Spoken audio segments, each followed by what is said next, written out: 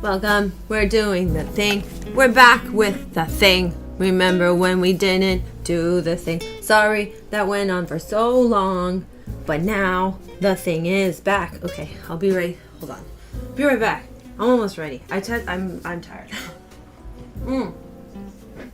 I woke up thinking that I already must have slept through this though, and I did not. I woke up at like 7:20 thinking that, and then I've been kind of rolling around in bed like a roly-poly, which I don't know the other name for. Do you know people call it something different? It should be roly-poly in my opinion, but you know, no one has to believe me. You know, it's called something else somewhere else. I've heard people say, like, what do they call it? Some sort of a bug. Why would you call it a bug when you could call a roly-poly a not bug name? Because all the, you know, bug is kind of a gross word, and you think about other bugs. Let the roly-polies have their moment, you know. Pill bug, gross. Gross. Baby armadillo, that one's not bad. I'll take it a lot. Oh man, that's perfect. Like if they were in Austin Powers, they would be like the little sidekick to Dr. Evil Armadillo. I'll be back.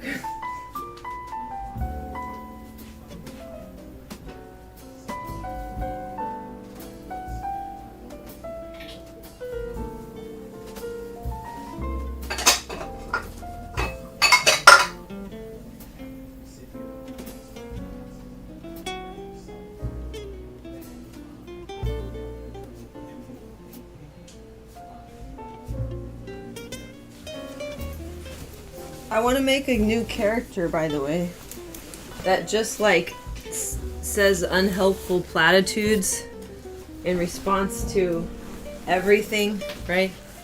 And it's going to be a platypus, and it's going to be called Platitudipus. All right, I think we're good. That's enough. That's enough. That's enough. All right. All right. Welcome in. Welcome to back to Autism Peer Support Mode. So I've been working on a theory of autism, or I'll say a hypothesis. I don't know if I have enough credentials to say that I have a theory I'm working on, but hypothesis that I'm noodling with, perfect. But I think it's correct, and it gets more into, like, the closest thing to it is when people are describing top-down, bottom-up thinking and autism, but it's way more specific than that. Okay, let me put on a camera. I think I'm a banana currently, which honestly, I think I wanna be for the whole time. Now, why be a banana? Because if you can be one and you aren't being one, what are you doing? Like, this is the modern era. This is, that's not what I was thinking was gonna happen just now. Oh my God. Okay, so this being the modern era, and me feeling whoopsie doopsies about that, well, you know what? Hi! Oh, whoa, we're still in dookie. This isn't good. This isn't, how did I do this before? Can I put that there? I can't put that there. What's going on, man? I don't remember. Hi, I'm a banana. Anyways, everything is wrong. Everything I've done is wrong. Shoot, poop. Oh, crap. No. Oh, no. Okay, we'll fix this. Damn. Okay, well, first I'll fix this one. I think we're gonna do 8 to 10 today, and I'll tell you why. It's for a good reason. Because we need to go over format type stuff and just get back in the groove. So get into the groove. This is something to bloob. I don't know words to songs. Okay. No. So yeah, we're gonna do some tracking, which I haven't done since I got sick with COVID. Pretty well, not at least in my tracking sheet. I have a little bit. All right. Let's go. Let's do it. Let's schmoogity boogity bam. Why is that not doing anything? Why? But why? What? I thought that was gonna fix my problem. Man, isn't that the start of a lot of really sad stories? Oh boy. Okay, there we go. Did it fix my problem? Oh God. No, it did not. Oh no. It did! I fixed my problem. Hey folks, look at me go. Oh wait, no, I didn't. Oh wait, yes I did! I fixed my problem. Hoo-ha-hoo. Fixed my problem. How about you? Voice levels are good? Hell yeah. Fucking look at me go. And they said I couldn't do it. Who's they? I don't know. Alright. This still looks wrong. So, okay. Can I drag this up? Nope. Oh, what is this supposed to be? Oh, can I cancel what I just did? Oh, no. Oh, crap. I thought I was doing this differently than this, and now I can't remember what I was doing. Anyway, as you might know, I'm weird. Okay, so that's that. That's good to know. And then this is what I want. Here we go. And then we're going to pull this up. Or control, I guess. So, yeah. So, all right. Let's talk a little bit. So, the new schedule, we're going to be over on Twitch Monday, Wednesday, Friday. Same time, 8 a.m. Housekeepathon will stay here as well as our Tuesday, Thursday. Hello. Okay, let me get it caught up. Hi, support. I'm so glad you're here. Physics off, walking to the library and back, so she'll not wander away from stream. Hells yeah. Good. I mean, wait, I was like, good, you can't move. Ha! Like, no, Jane, no, wrong response. Think a little bit before you say that type of vibe. Okay, let's see. Let's see here. The YouTube video from I Am Mindblind made it sound like so-called is more about details first, or more so Jane, what's up with so-called bottom up? What's that actually mean? Yeah, let's talk about that. So I think that top down, bottom up, there's another explanation that I should share. The reason it gets its name is, unfortunately, it seems to be also coming from mind-body dualism. So hear me out here. So they're saying that sensory information is going to get processed by the brain, which to an extent, I can kind of vibe with what they're saying, but you can also think of bottom up as sensory information first, and then the brain thoughts. And top down, they're saying like, oh, your thoughts first, and then you do sensory. Now, granted, that was one, again, this language I think is trying to do a lot of lifting without a lot of integrity to it, because it also has the forest and trees metaphor projected over it as if all of this is a congruent, analogous set of concepts, and it's not. So they are describing featural, they're describing the semantic memory thinking split, which I learned about. When did I learn about that? Recently, that you can divide semantic even further because it's necessary to do so, and that autistic people have this featural, and I'm not sure if they were specifically talking about autistics at that point or not, or if I was just using the stuff coming out of like memory science and I've been watching lectures and reading papers. That's what's been happening. And the lectures have been at conferences that are between people in the field trying to get something roughly. There's a few things I would look at that were older than maybe 5 years, but I was trying to keep it in a narrow window because it's been changing in the past 5 years, how and where to go with these models of memory formation and how to really classify what these things that have been assigned as memory processes. They also take a lot of other activities that we aren't associating with memory and make those things possible, such as imagination. Yeah. So autistic people, when they say that we notice details, it's better to say that we noticed local featural information. So when we see an object, we are paying attention to all of the features of the object and interested in naming it.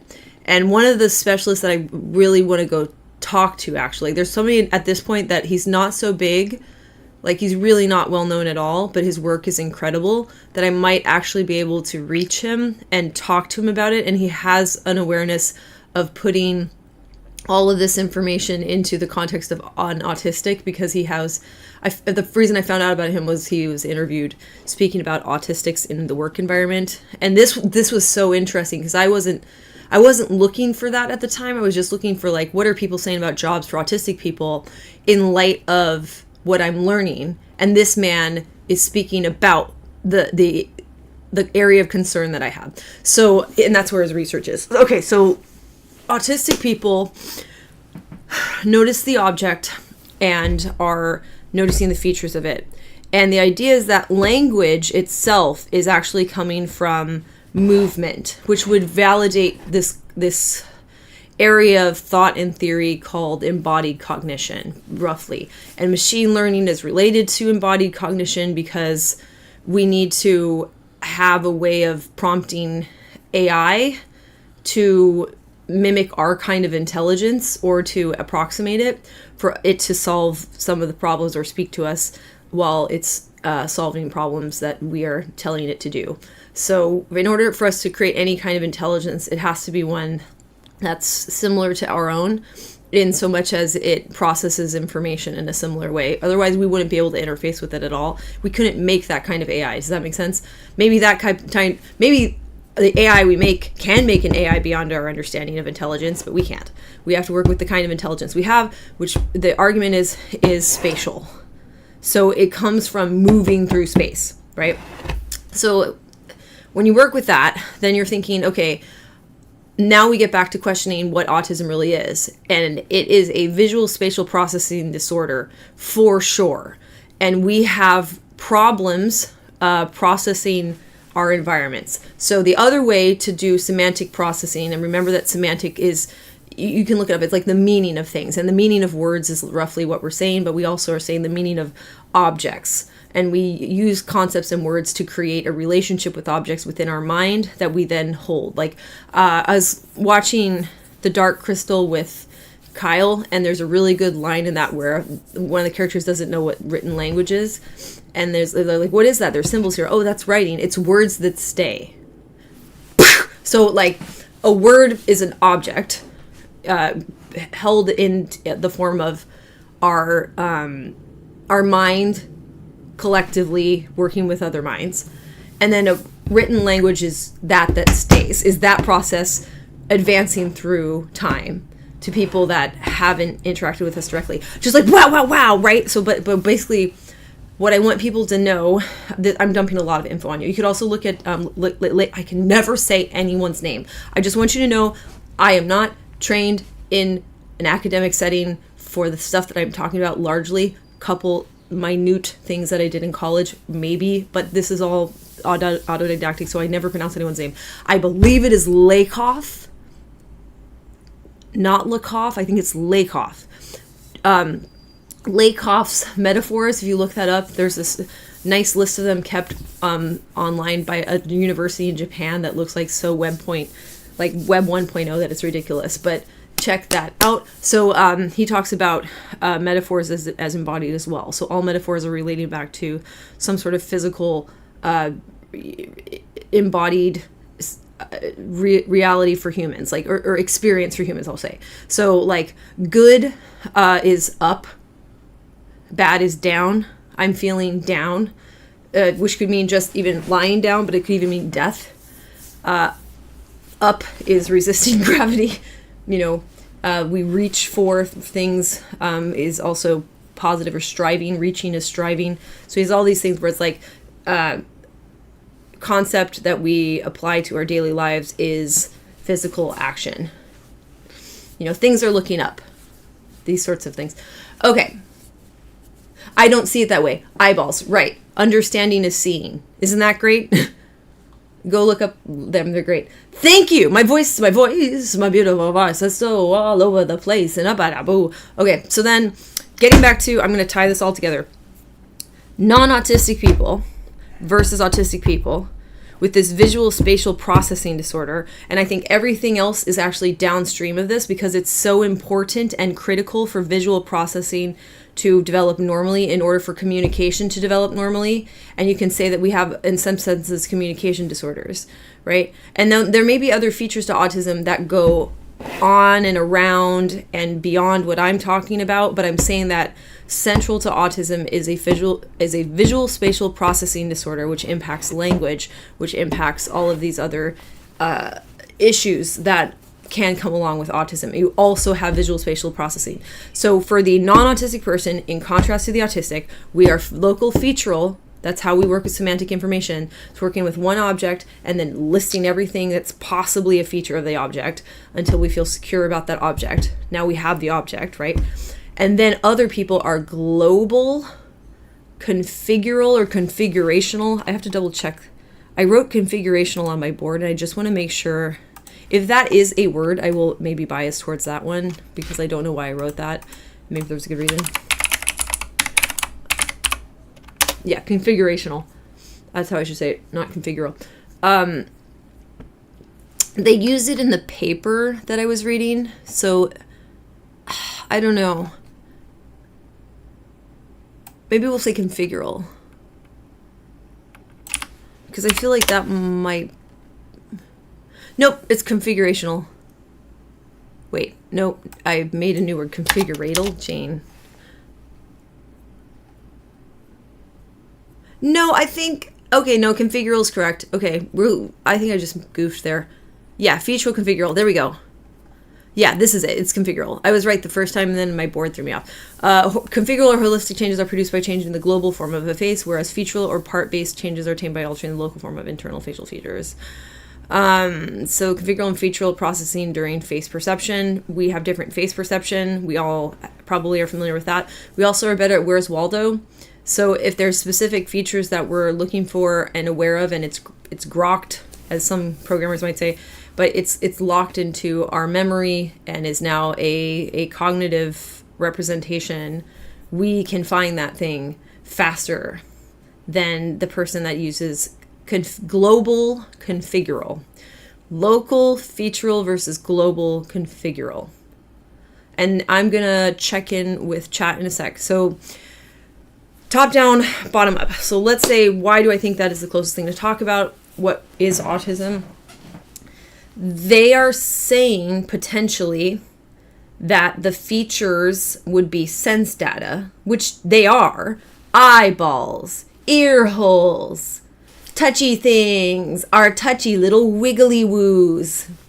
Please promise me you will find an opportunity to call hands and fingers touchy little wiggly woos. Is that what I said?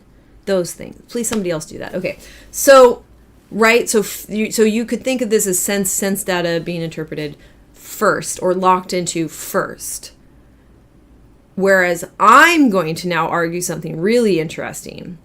So if an autistic person has difficulty for reasons we can get into later, but for now we'll just say they have touchy-feely wiggly woos. Say touchy-feely wiggly woos. Say that. Do that. These are what these are called now. Why not? You know? Why not? Okay. So, oh boy, let me get back to where I was. Speaking of where I was, like I'm bad at that, right? Okay, so local configural, local featural, global configural. I just smushed them together. If we have difficulty navigating this environment as a whole, right, we are going to have to anchor something into our minds for navigational purposes. So what we do instead is we create an object as a reference point, like cup, boom, and then we're locked in. That is now a thing that we have located and know everything about and are tracking. So we have a different way of knowing where we are by tracking the objects we recognize and can process. So we don't have recognition for the kinds of navigational devices and constructs that people without autism do. And now we can get into that, and we'll get into that. But for now, I think it suffices to say that when somebody else walks into a room without autism, rather than locking in on an object and listing all of its features, which we perceive with our senses, they're going to be doing this sort of gestalt thinking, which let's look into that because it will be helpful.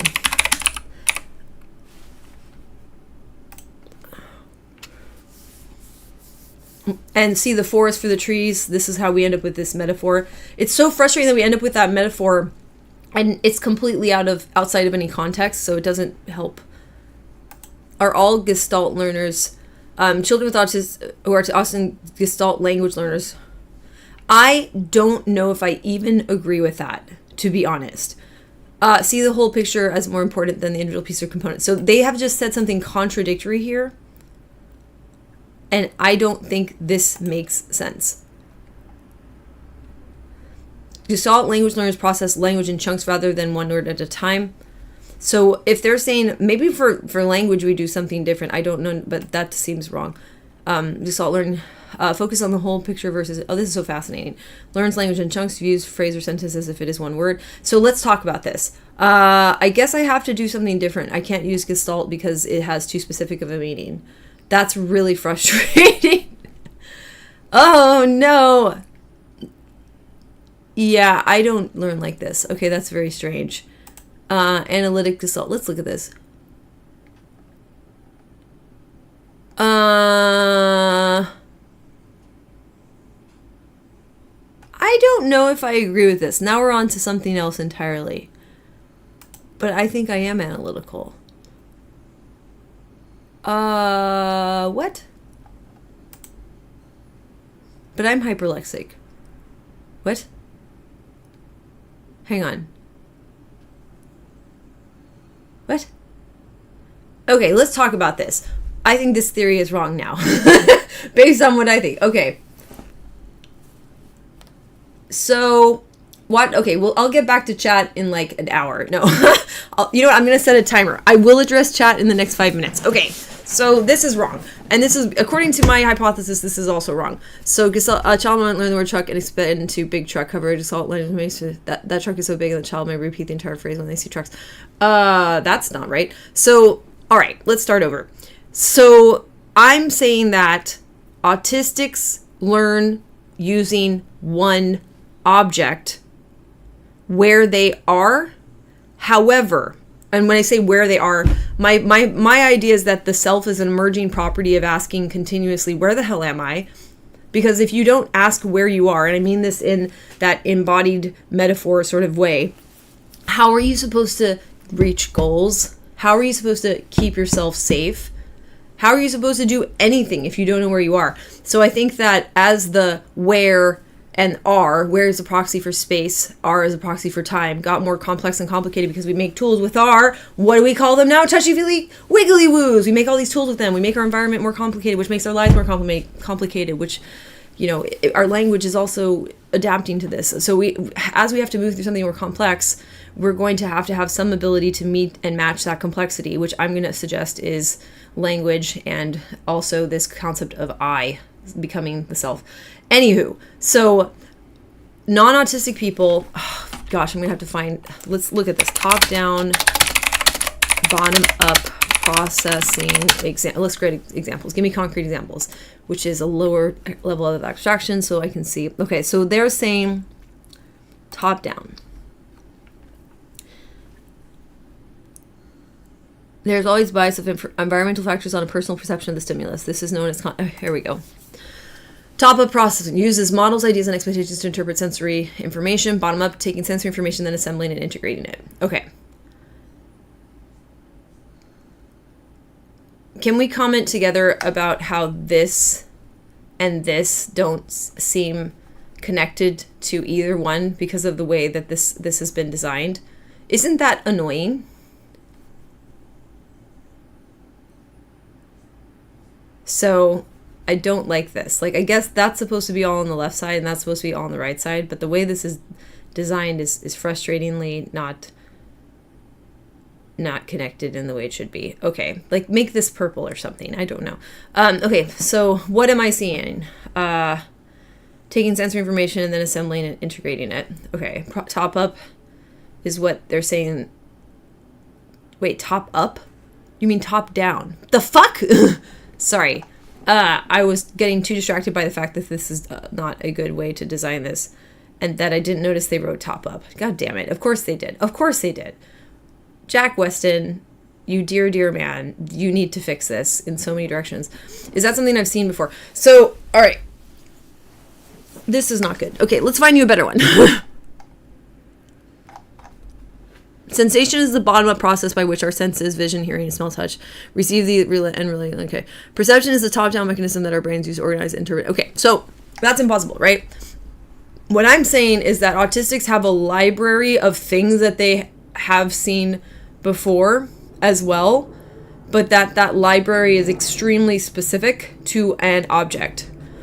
But how you ask, could somebody like that function? Well, guess what else autistics are good at? Abstract reasoning. So those of us that are capable of doing that level of cognition, some of us have impairments that make that not possible, or potentially it is possible, but we're not getting the right educational support and physical support for those people.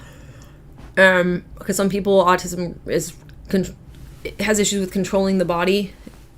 Okay. So, and I will respond to you in like a minute, everyone. I'll get caught up in chat. So, getting back to what I was saying. So, non-autistic people have a different way of taking in their environment, where they have kind of like a map of it with various locations pinged, and by that they create a general sense of where they are, but it's sequential. So they have a sense of all of those pinged locations existing in a hierarchy, and the hierarchy is flexible. So they could apply different orders to the objects in the room, and that's how they keep track of the whole room.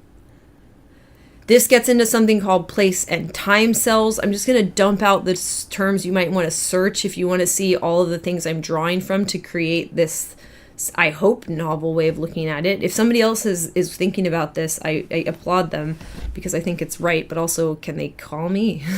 I need to talk to them. So what I think is happening with those individuals and why they might be so anchored to using sequence learning, and that is how they prioritize, which is why I would call what we have as a disability dysprioria / dyssequencia. It's probably good to use both of them, but the ultimate effect of this is we don't understand this idea of taking points and then arranging them in a hierarchy or in a sequence of steps. Okay, so that comes from the memory issues, where I think that region of the brain is just not able to do that. And the unfortunate thing about that is, and this is towards the front of the brain, this region of the brain, as you move through that hierarchy or procedure or whatever, sequence that is now assigned to those objects, as you move through it with a typical brain, these regions get hotter and hotter and hotter, which is to say more and more electrically active, which is to say more neurons firing. So you're getting more focus as a result to that process. And another thing is you're getting more reward. So this is when they're talking about autism and dopamine. I think this is what they're actually talking about, why our dopamine isn't really so high, so hot, because it isn't being directed towards a process. So this process rewards the person. And as they move through the steps, they use that region of the brain to keep track of where they are by look ahead and look back, so they know the steps in earlier in the sequence or lower on the hierarchy, and then later in the sequence or higher on the hierarchy, right? So they're moving through this, and this is how they're moving through space. So for those individuals without autism, and again, I'm probably gonna get this a little wrong because I have to describe this without it really making sense to my brain, which is an inverse of the situation of people trying to describe autism. So I assume I'm going to goof it up because I think they've goofed us up. Those individuals who think with this manner of mode are going to get a huge reward when they hit the last ping in that order. So it's getting more and more and more and more active. There is more and more and more focus. And then at the end, they get a huge reward that they then learn. And in the future, that reward and that learn experience with such a high reward is extremely salient to them. So this is going to alter how they think in a global sense, in a general sense. Maybe I shouldn't say global since we're being specific with that word right now, but in a general sense. And that in and of itself can create huge differences where they have expectations that autistics can't meet. We're not going to follow the sequences because that's not how we learned. What we did instead was let me just grab an object. This is a little boar brush. Woo! I'm going to brush my hair while I do this. So this is an object and it has qualities and features and I'm noting them, etc. and so forth. This object is this big, yes? But the object could be one individual bristle. And then I could learn everything about the one individual bristle, right? So for an autistic, why are we good at abstract thinking? Abstraction is just going down and up levels. If we did this with abstraction, I can say, this is a brush. If I want to go into something simpler, this is one brush. This is one thing. This also is one thing. One thing, right? So this is a level of abstraction. And I can keep going up or down. And hi everyone. Okay, now it's time to check in with chat. So basically with autistics, I'm saying that we work and navigate with this other way of thinking that other people do switch into, by the way, but we're just kind of locked over here.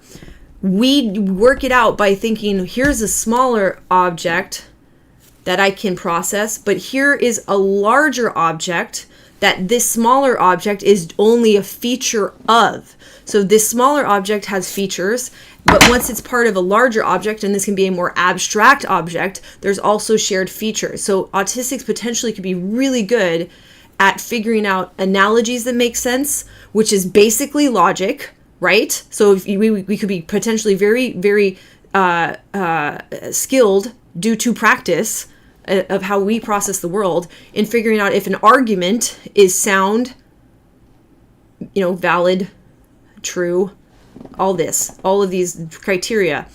We could be quite good at figuring out formulas if we're taught properly. Sometimes that doesn't happen and we get lost, not able to apply that as well as I think we could. So I think abstract reasoning should absolutely be taught to all autistics with a degree of, let's say, urgency. That wouldn't be as important for people without autism. And now I'm going to say hi to Bright, and then we're going to get caught up with chat. And finally, by the way, all of the tools I'm going to use for supporting autism are going to be built on this framework, and it's going to get clearer and better, and I promise, because I'm so committed. Well, I promise, unless if I get hit by a bus or something, I promise. So, okay, autistic people, what we're able to do, potentially, is to move through levels of abstraction or move through the world in general by taking that first object that we locked into, knowing it so well that we can start to figure out what other objects are similar to it in an abstract fashion, and what other objects have relationships with it, which is potentially why we're good at statistics as well. We would excel at being thorough in understanding objects so that we can make a meta object. And by this, we have a navigational system that's functional, if confusing. And people will say, oh, you're overthinking. I'm like, no, this is the only way we do think. So we're good. It would be like telling, like, I don't know, a marathon runner, an Olympic marathon, marathoner, whatever you call them, right? Telling them that they are running too much. It's like, no, or they're doing too much training, or they're doing too, like, this is what this person does. It would, but even more specifically, because we have an impairment, and I'm going to read chat in a sec, it would be like telling somebody who is born without the use of their legs, or even no legs at all, you're using your arms too much. You're thinking too much. I'm like, bruh, this is what we've been doing. We can't do the other thing. And also, don't worry. Yes, you wouldn't do it this way, but we are perfectly equipped to do it. Exactly. Yes, exactly, support. Exactly. I'm back. And then she never reads chat. Yeah, I know. I'm okay. I'm going to read chat really fast. Hokey man, it's good to see you. I'm an autodidactic feral intellectual. This is what I am. Absolutely that. Okay. Let's go back here. Ooh. I'll watch this a little later. Never really noticed that until her TikTok said. Okay, let's see here. All right, I'm gonna have to read a lot. Also, what? Huh? Who? Huh? Oh, I'm on the wrong thing. Wait, I'm on the right thing? What is happening? Hey, chat. Oh, I can't scroll up any further? Oh, good God. Like we start with the sensata when perceived, and then we abstract one level up and then again. Yeah, exactly. Okay, you know what? Here, let me go up this way. Sorry. Then you can see where I am. Okay. Jethro Ragglethorpe Willington III, bravo. Automaton speaks in transatlantic. Oh my God, a steam-powered automaton speaks in a transatlantic accent. Are you working on that? I have so many of like examples of that because my mom liked classic movies and stuff, and we watched them as a kid. I think you should imitate, who's a good one? Betty Davis has a good transatlantic accent. Okay. As I can't move at this. Oh, it is good that I can't move at this very low level of not being able to move. Yeah, when I think of bottom up, I think of it with an abstraction. Like we start with the sense of data with perceived reality, and then we abstract one level up, and then again. I agree with that. Which as a concept maybe doesn't contrast with top-down, because I know that top-down thinkers don't start at the highest level of abstraction. Yeah, no, they don't. They start at... We'll have to talk about... Let's leave that for... Well, shit, I don't want to leave it. Oh, no, because I want to describe all the features that I know about that. The features of that, the top... I just think it's wrong. Let's just go with, like, I don't think it really, really works. I don't think it describes the process that non-autistic people are doing, because... this flexibility, I think, works to obscure what's happening for them, potentially. Like, so they may have, like, counterintuitive things that they need to learn themselves as we talk about this. I think it's more that they get rewarded for putting things in sequence, so they have a bias for creating hierarchies and sequences because this works.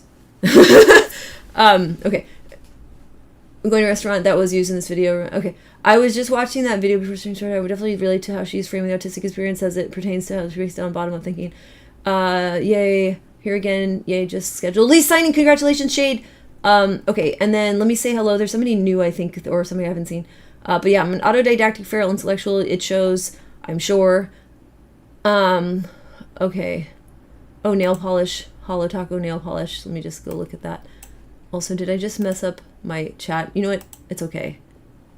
I know what I'll do. I'll go back here. Wait, I'll open this somewhere else. How far back am I right now? Oh my god. Oh gosh, we're at touchy feely wiggly woos. Okay. Okay. Oh, you signed July. Oh, you're moving July 7th. Congratulations. Let me know if you need to do a housekeep-a-thon right after that. And we'll make sure that you come through peer pressure. I feel like this is really how I use language, but not in context. Yeah. The simultaneous use of integrative thinking or holistic thinking. There we go. Interesting. And that's what I think people typically do. Interesting. I gotta look that up, unfortunately. And let me get caught up. Oh, Bright's a friend of Shade. Awesome. Isn't that hilarious? Did you do that on purpose? Like, why is one of you also like, I don't want this dress. Also, I also want this dress, trying to sorta. They're very expensive, but they're pretty. All right, so integrative thinking.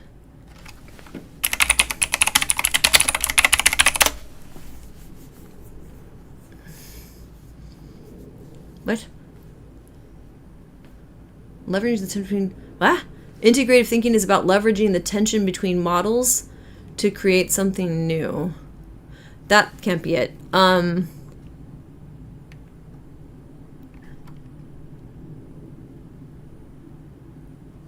Okay, let's go to, what? Is that the right one? That sounds very woo-woo-woo. Let's go to holistic thinking. Oh, holistic and partial thinking. What? Content. Oh, yeah. Okay, this is better. See the whole, or in terms of predict many different types of relations between. A holistic thinking is often compared to linear thinking or analytical thinking. This is all wrong. Because, first of all, it's made to justify our job situation in the world today. What? Resist. They're making it sound positive. First of all, linear thinking is not... What? So linear thinking to me is wrong. Also, linear thinking is this thinking. That's the same thing. Like, if you see a big picture, you are organizing it linearly.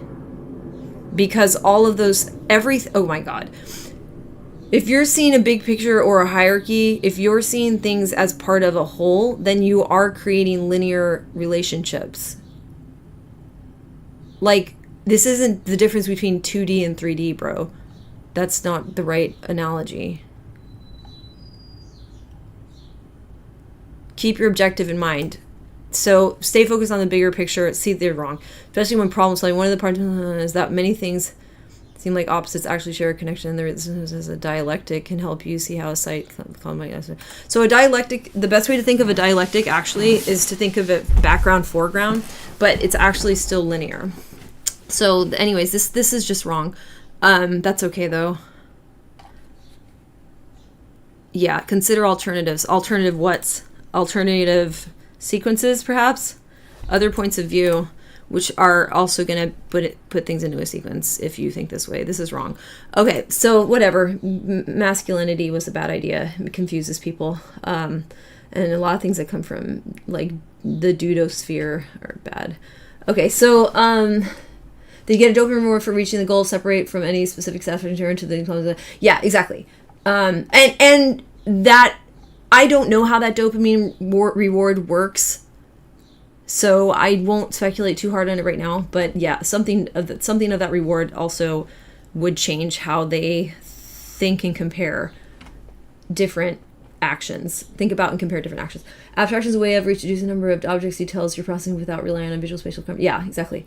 Well, it helps you to hold multiple objects into one new object. Like, tell me, I read that. God damn, y'all. I'm glad you're so smart. I'm curious to hear about your thoughts on art and creative endeavors that require dissolution of logical frameworks, because I find it's... Yep, let's talk about that next. Hi, Jamie. I often feel, even though we may think more abstract, detailed, or logic, that sometimes we're expecting from it that I can't do this or I'm not worth it. I go against the grain all the time. Yeah. Yeah, and I think for... what happens with the miscommunication between us and allistic people, to say non-autistic, or people in general who... There's possibly people who are allistic, non-autistic, that have similar thinking processes, even due to lesions or injury or just randomness of life. But we have a strong bias that occurs, I believe, when people have differences in this process of thinking that I'm trying to describe, where it's like you kind of have a hard time imagining other people's perspective who have a different way of thinking, because this permeates so much of how you organize all of the things, you know, like literally the things, you know, the concepts, you know. Yeah, I do have like some form of at least ADHD type vibey thing. It's a little weird. I probably have it's an odd mixture. I'm not actually hyperactive, so I don't actually have like impulsive behaviors. However, I have inattentive features up the wazoo of, just to clarify what my diagnoses appear to be. The ASD is diagnosed and is very secure. And I'm pretty typical for people with my environmental factors, and even potentially some, I mean, there's something going on with the female-male split besides just culture, potentially. Who knows? We can't know, because culture is too dominantly, or too, that's not the word I was looking for. Hold on, y'all. Not overbearing. It starts with a D. Domineering. Yeah, society's too domineering at the time being to get any data on that. Okay. Clever phrases that don't seem to be particularly useful as descriptors. Yeah, I think bottom up and top down are like circling the drain around a place that we actually need to go and not actually going there. Okay. Oh, I'm almost done. Wait, I'm almost done? Oh, wait, huh, what? Ho, hoo, ha, ha. Okay, great. I made a mistake in charity shop where they asked me to put 2 outfits on. I assumed the 2 mannequins that were stood next to both female outfits with male mannequin. I would do it. Jamie, who gives a shit, man? I think outfits should be for all.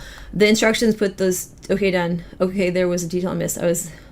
Yeah, you're following the instructions. See, and for me, I feel like moving flexibly up and down levels of abstraction would help you, Jamie, in that instance, because you said, well, there's 2. Right? And that's fine. They wanted you to be more specific without telling you, right? And without anybody training you as somebody who's autistic to then change the level of abstraction for the objects that you work with, because we work with specific objects. And you did. So I think what you did was kind of cool. So, do you not sometimes consider self-trust every time someone speaks and then struggle to hone in what their real meaning was? So, and I feel, yes, I am looking for a specific, because if somebody's real meaning isn't specific enough, I might do the effort of trying to guess, but I'm going to assume I'm going to guess it wrong. And I think that's fair, because I think they're arriving at their whole reasoning process differently if my hypothesis turns out to be, decently accurate. So I don't want to, I'm going to mess up their expectation. Like I don't have the next logical thing in this sequence of stuff.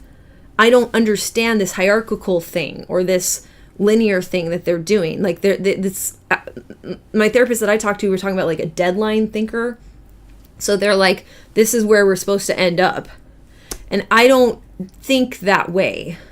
I can think that some things are inevitable, but only with enough information to know that.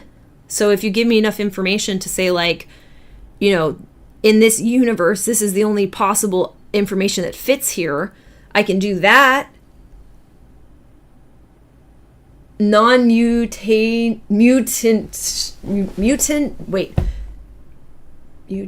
how the fuck would I say that? Mutant, right? Mutations. Da-da-da-na-na-na. Da-da-da-na-na-na. Da-da. I'm just going to do the theme song from the X-Men. Da-da-da-na-na-na. Da-da-da-na-na. Da-da. I saved it. All right. Okay. Most people do not use sufficient.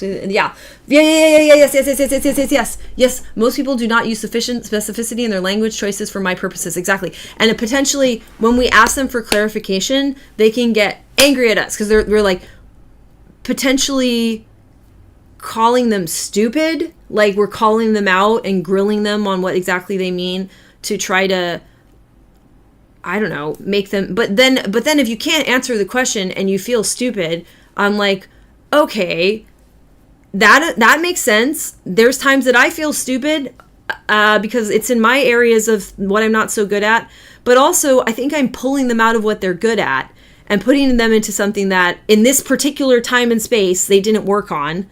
And that is a problem because that's all I can work from. Does that make sense? Let me know if that's making sense. That was what I just said was important. So yeah. Okay.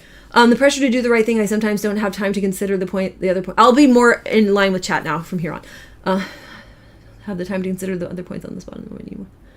Right. That because Jamie, they've told you that the concept of do the right thing, and now that's an object, is what you need to focus on, and you don't get to switch your focus. We're hyper focusing. So you need them to get less abstract for you. They need to get more specific for you. And they need to give you specific examples of please do this one thing and let us know if we're not doing the one thing because you have a good attention to the details that should be present in the one thing that we have specifically told you to do. Which I think some jobs and some interactions are not supposed to be about that. So to try to make it about that in order to include autistic people is maybe not the right solution for autistic people participating in the world. I don't think we should be stuck eternally doing things where the demands are not realistic for us.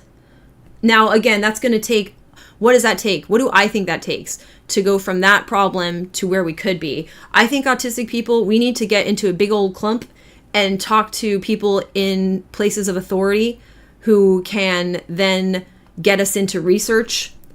So we should be researchers ourselves more often, for one. For two, we should be interfacing with researchers way more often because we are collecting really good data at this point, and we can do this in a organized way by clustering together and being like, here we are, here's what we've learned. Now we have AI that's very sophisticated that we can also incorporate. I have dreams for this that then can turn that data with the help of just the power of basic computing into into the big picture for autism. And then we can get specific again about, okay, well, what does an autistic person need to have a good life? Well, what do our lives look like now, right? Okay, jokes aside, I'm glad to be interested, Jane. I'm new to the ASD world. Welcome. And my diagnosis, mid-20s, that I understand it's how I've always been. Yep. And trying to puzzle how I'm meant to live amid, well, yeah. And, you know, I would even flip that around. How you're meant to live well amid. People are made to feel like not knowing the answer to something is to be wrong, which they actually equate with immoral, right, Jane? Yes. Yes. So we have problems with, oh gosh, this gets really deep really fast. So let me do a cursory thing to get you interested for people who are new to my spiraling theories and such. I have an interest in feminist analysis, and I would say the kind of analysis I do is post-structural. I would also argue that it's difficult to, even without having training, do something that isn't post-structural analysis at this point, because that way of thinking is closer to the scientific method, even if it's a little bit more philosophical and a little bit more, we'll get into art in a second because I want to talk about that too, Bright. If it's a little bit more, people will say intuitive, there is an acceptance with, let me think of how to, I'm going to contrast two things. Hold on. So within the process of science, the processes used by science, underlined by scientific method, I'll summarize that just to say you are building a model with the hopes that your model will be obsolete, right? But it's a little bit more about technology applying ideas to a problem, whereas if you look at post-structural analysis, it is an attempt to analyze human behavior and words with a skepticism about who the person is saying those statements or doing those behaviors, and then further skepticism about how much we can know as humans. So we're trying to, in the world of science, we're trying to learn what the limits of the natural world are, including our own limits. Over here, we're not trying to figure that out, but we're trying to acknowledge that we have those limits and that we must always try to point out where those limits must be, even if we don't understand exactly what they are. There has to be a limit here. So I use that analysis. So that's going to explain a lot of how I feel. So right and wrong. I have a theory called light switch. I'll call that a theory. I have a theory that's light switch theory about how we anchor everything into dualistic frameworks, opposites, due to that being a thinking error that we're prone to overusing. Like we overuse something that is somewhat time and energy saving. No, very time and energy saving to create belief systems that then become self-reinforcing. Gender, masculinity, femininity explicitly is what I'm talking about. Femininity splits. Those opposites are a good example of this, and then they can become the way that you propagate religions by anchoring it to this basic dualism, kind of like and I would say even more basic than that is like night day. But we start, if there's two of anything, we start to say like good, bad, yes, no, up, down, man, woman, white, black, could be rich, poor, or even poor, rich, depends. These are somewhat arbitrary, but we also have ones that were kind of made universal by high control groups or religions. Okay. All right, let's see. Our education system promotes either feeling always confident in your answers or dividing learning as this concept in response to the reward punishment system they use. And then the concept that I want to introduce, another theory that I want to introduce to piggyback off of this idea of not knowing something is wrong or immoral. So there's something called mindset theory, and that's by Carol Dweck. That's she's a neuroscientist. I can't recall now. I'm trying to. Does she actually classify herself or as a neuropsychologist? She might, but she's a neuroscientist, and her theory is really cool. Yes, and that's my infographic to explain. We'll get into this. I will actually go into this because I think it's important for people to know about it, but in a second. Okay, so mindset, which says that fixed mindset is essentialism. So that's to say that people, things, but especially people, have essentialist qualities, and that some people just are smart, or some people are good, or some people are bad. And those qualities are why you are able to do things, or why you're compelled to do things. It's also, unfortunately, a morality claim as well. So, whereas a growth mindset just says, like, we do all have features, but these are all always starting points for development, and you can grow. You can, through application, learning, through practice, through repetition, through adjustment, correction, iteration, you can change and transform. And that's actually where skills and being good at something comes from. Even if you have some features that make you more capable of learning the specific things, or even some features that exclude you from being able to learn certain things, you still have points where you could improve. So the problem, though, is if you have the fixed mindset, if someone is smart and then they don't know something, then they would be not smart. They're stupid. It would be a lie. So that can discourage learning, because people don't want to show that they don't know something, when in actuality, learning is a process of not knowing and then learning what it is. Like, I mean, I was like, wow, Jane, so poorly stated.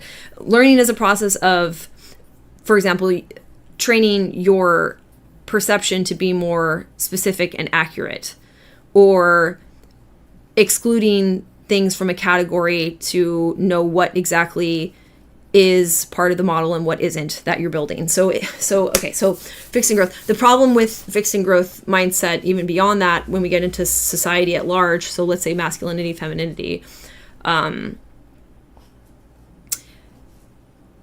if someone is saying they're a man of God and they say to you, I know the will of God, blah, blah, blah, blah, blah, etc. and so forth, or even says to you, I am good, I am a good person, and then goes on to say that is a bad person. They, in this growth fixed dichotomy that I'm suggesting is important to keep an eyeball on. There's probably something beyond it too. It's flexible, actually, because it isn't a real light switch. But if they have a fixed mindset, they are saying to you, I know what good and bad is for some reason, and I am more good if I know more exactly where that line is.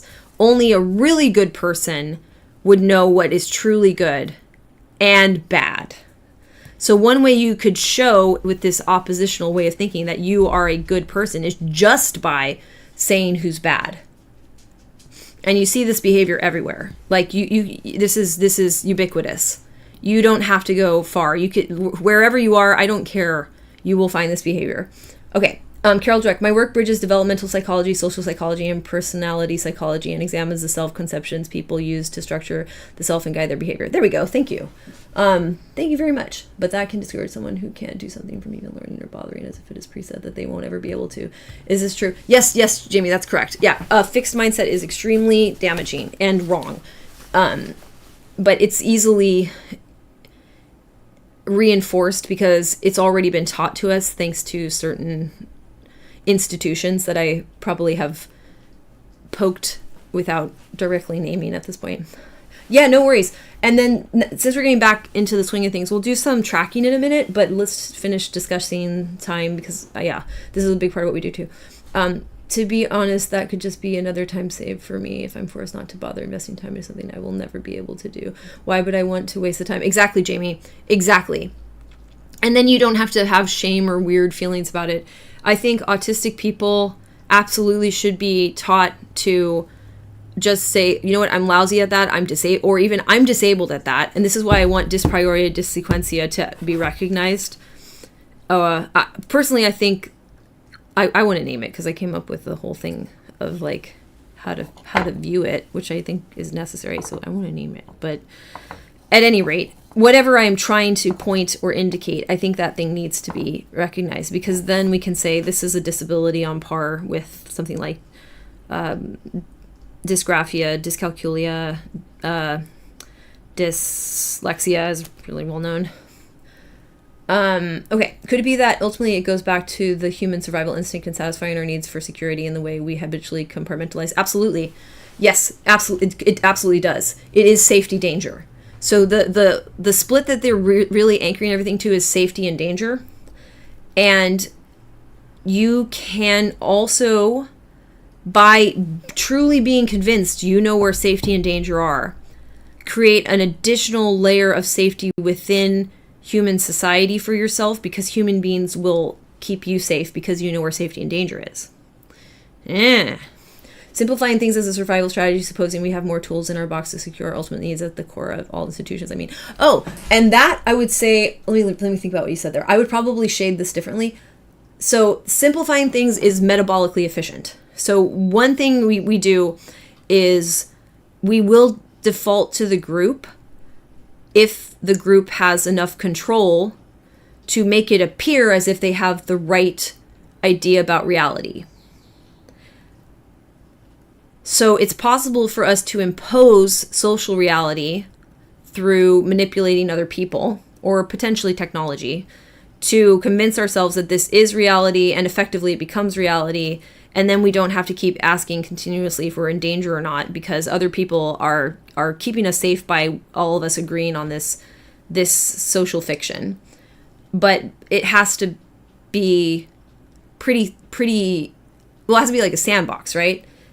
But nothing really is in a vacuum. So eventually, if we disagree with reality is still winning, and even if we can't see it yet, eventually we will.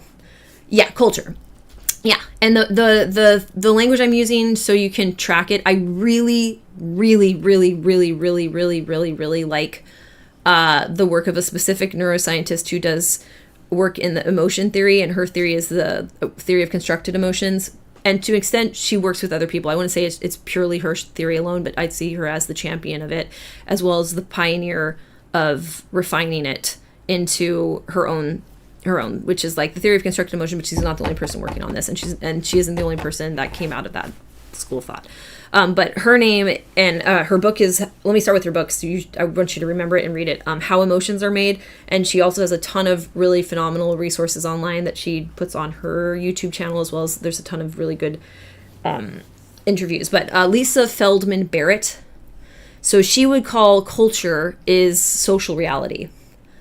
There's a superpower that we have, and it's her quote above the screen that way up. The best thing for your nervous system is another human, and the worst thing for your nervous system is another human. And her concept goes into this idea of like body budgets as a good, no worries. Body budgets as a good metaphor or image to think of when it comes to why we have certain behaviors individually and as a society. We have to regulate our body budget. We're going to run out of fuel.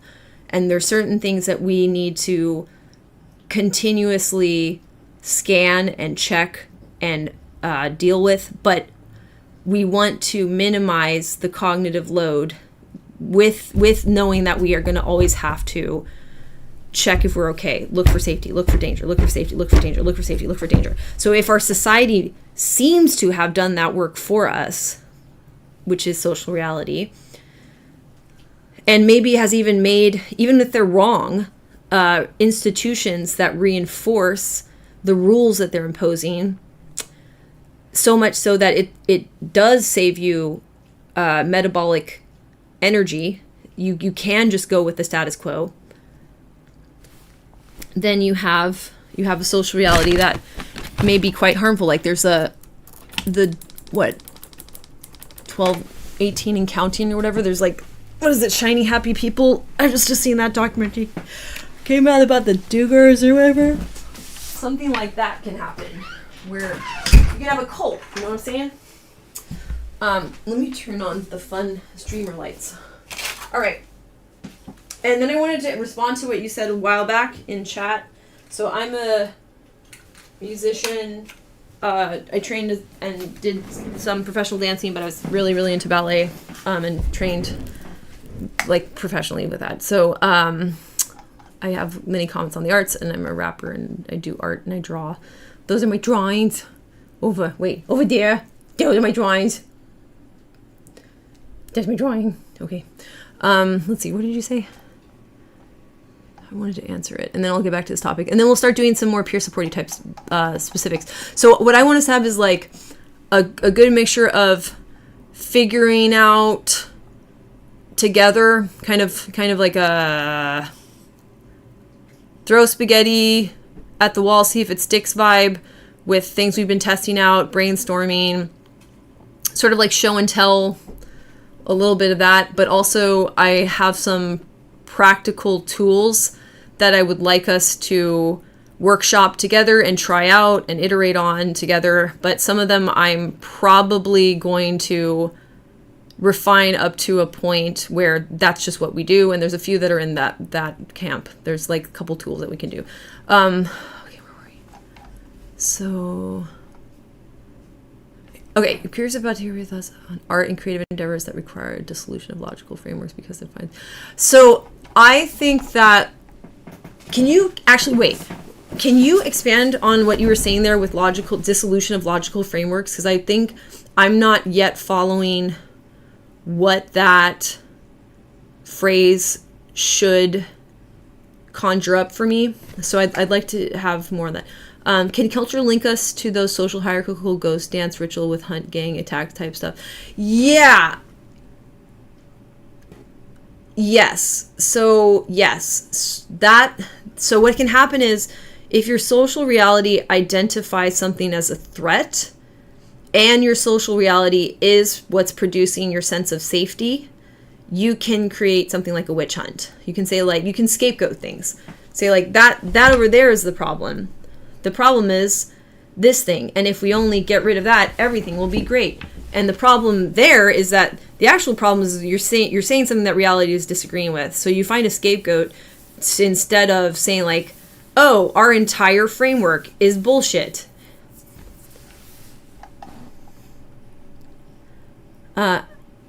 Yeah, hence disassociation as an early developmental coping mechanism. Yes. Also, so many comments on this. There are times when we are being pressured to learn a social reality that we realize isn't true.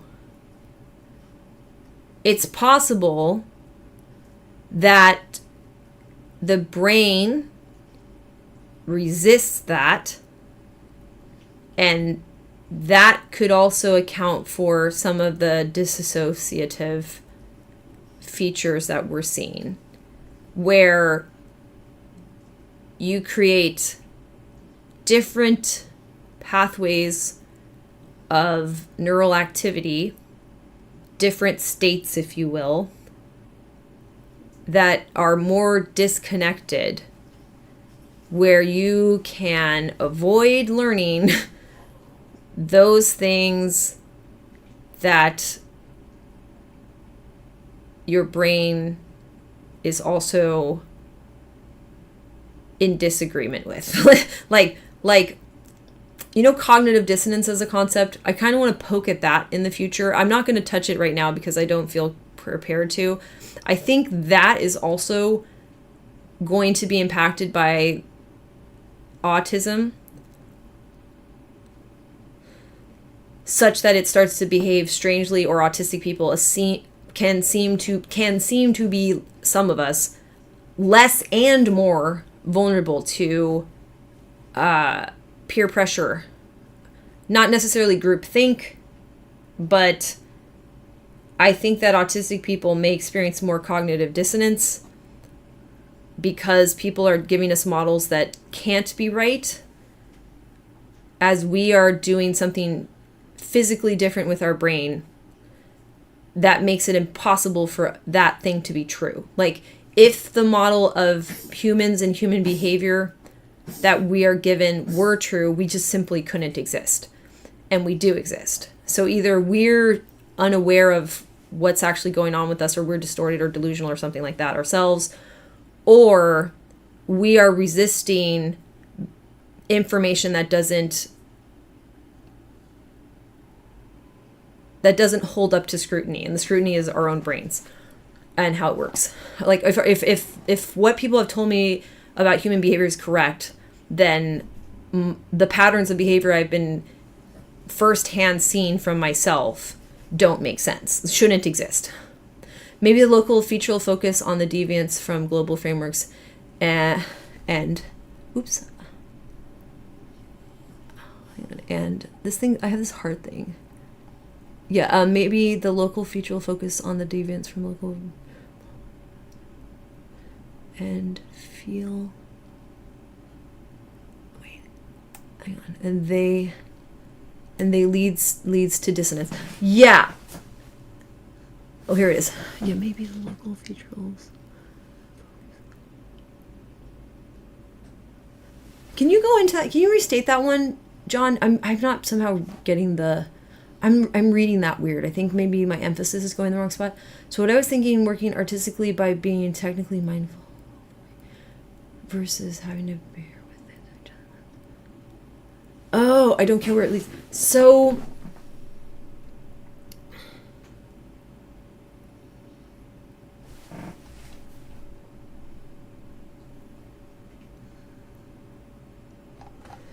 yeah, I think I have so many opinions on this. So I think that autistic people, once we have an object, even if it's very, very, very abstract, like it's something that is a pattern that might not be obvious how wide it applies,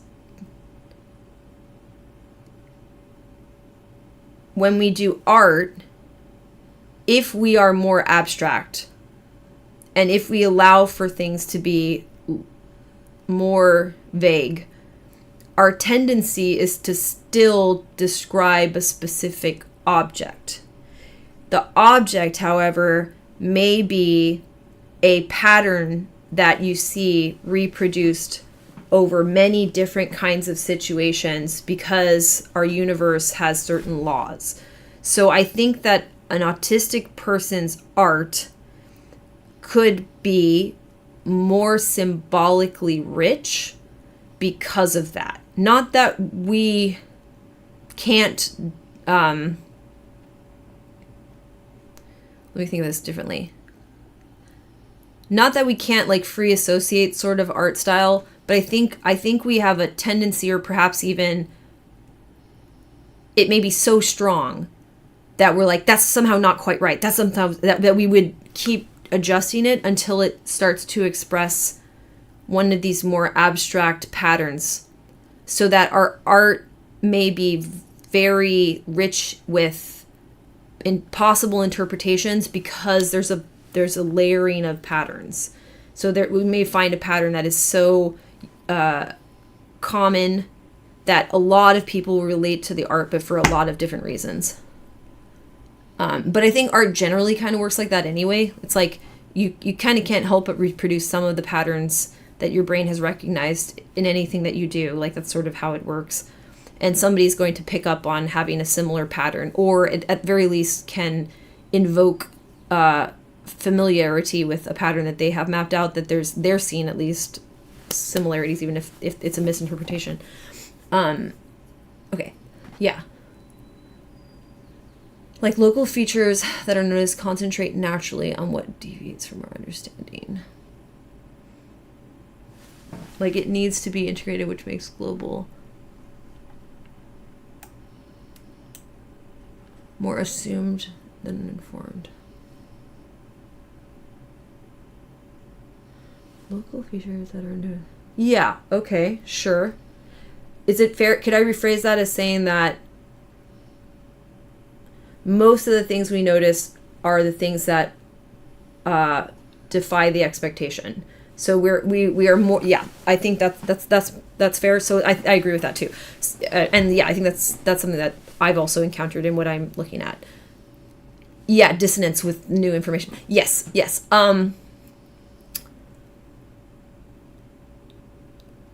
I wonder about dissonance with like repeated information too. So that's sort of where I was kind of poking at a little bit more. But it's like, so when you see stuff that was unexpected, you can learn or not. I think that's one way we could start that discussion and down that rabbit trail. Is that a thing? When you're looking at something that behaves differently than you were informed that it should, or believe that it should, or have previous experience, you will pay attention to that. However, it's metabolically expensive to learn, so you could also avoid looking at it or deny it. I just want to be allowed to do my own thing without others' complexities about it getting in the way. They have no idea how many hoops people have to jump through. Absolutely. Yes, I agree. My writing tends to be more symbolic, but at the same time, I instinctively feel myself as if my mind is still railroaded. Yeah, I think... Give me a second.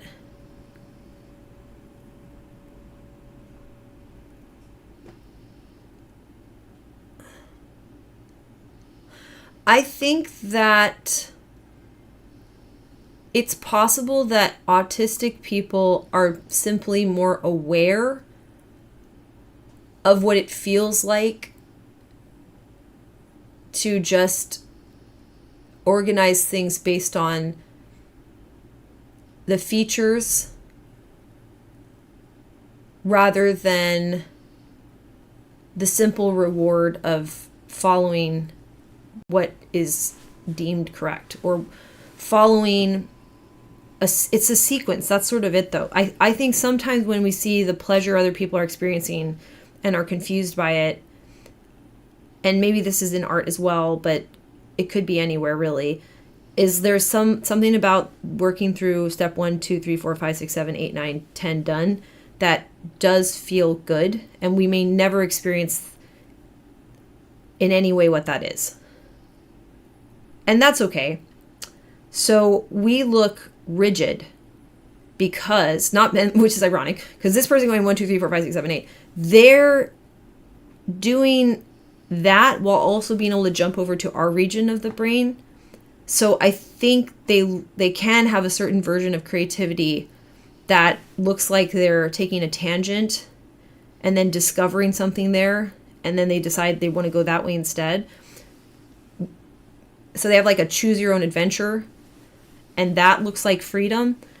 Whereas, since I don't think our brains do that basic process of moving through a sequence and getting more focused and rewarded, so we can't do a choose your own adventure and end up somewhere random.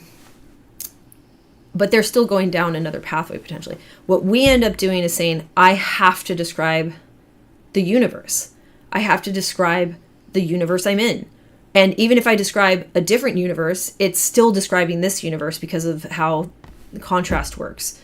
I'm still kind of aware of like what rules I'm borrowing from the universe to keep my brain from imploding and what rules I'm breaking and how they could be broken.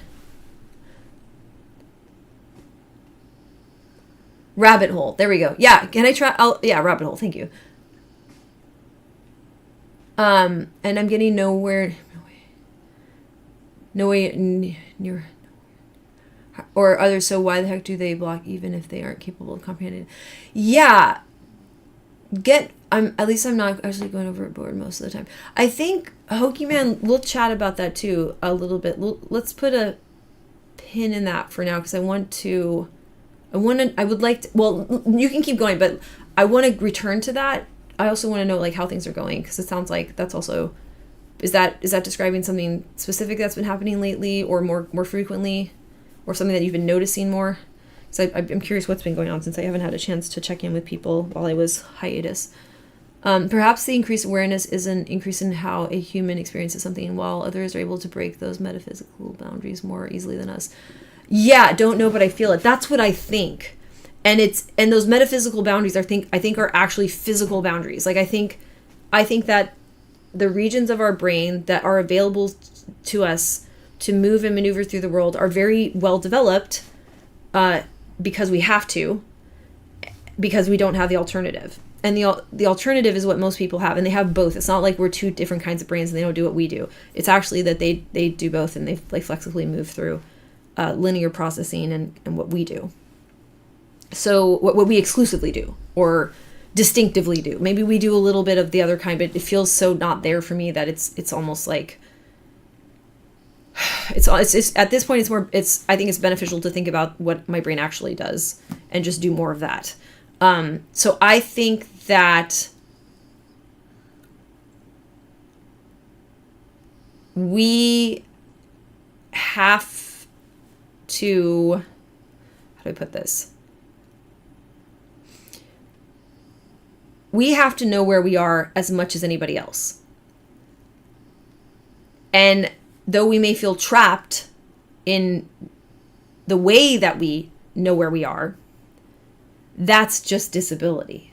Does that make sense? Like, in my understanding of it, we're using this very weird thing we call our brains to describe not only our brain, but our whole organism. And that's why physical differences in the brain can be so hard to talk about. It's really hard to know what's actually going on. Whereas with like a broken leg, or a limb that you're born with a congenital difference, defect, however you want to say it. I really don't take too much issue with any of those words, by the way, because whatever their history is, I need to distinguish myself when I have a disability from people that have a different level of functioning. I need to do that, because ultimately it's about like, what can I produce? And if I don't acknowledge the disability, and I do have a higher level of functioning that I could possibly develop, I'm not going to develop it by obfuscating the fact that I have a disability. So I don't know, defect doesn't bother me, but whatever. Okay. It's just the same thing that usually happens. I'm not... Okay, got it. Just general processing, got it. Just wanted to make sure. Perhaps I should shut off my self-preservation instinct from time to time. No, so I think we need more trust. I think our self-preservation instinct is cool, but I think we need to be able to trust other people to have our back. Basically, like, if I'm talking to you, I'm looking that way, I got your back. If, you know what I mean? You're talking to me, you're looking behind me. So we should feel that we're included in a group of people who can spread out the effort a bit, but we're also going to be, motivated to look at certain parts of our environment that will keep us and other people safe. I think that's a human thing. And what's tough is when you have to look at the whole environment by yourself.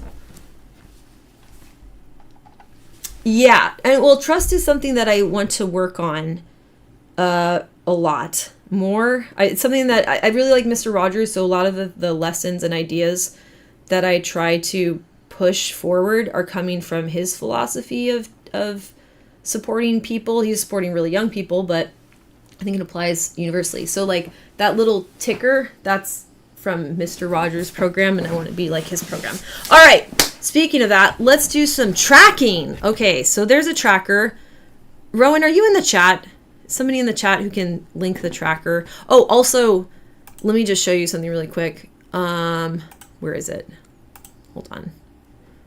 What do I do with it? Wait, what? Oh, here's the Imgur thing. Hang on a sec. I'm going to just grab this. Thank you. So I also have, I was saying I have like my light switch theory thing. Where's my mouse? Mouse. There you are. That's this woman that was talking about, what you call it. I'm just going to put this here. Live streaming. Okay. So here, you can live right here. Oh, I did it wrong. I immediately did it wrong. Amazing, Jane. Why? Okay. I'll just go here. All right, paste. So, yeah. So this is my thing about, we can talk about this later, but there's a whole thing. I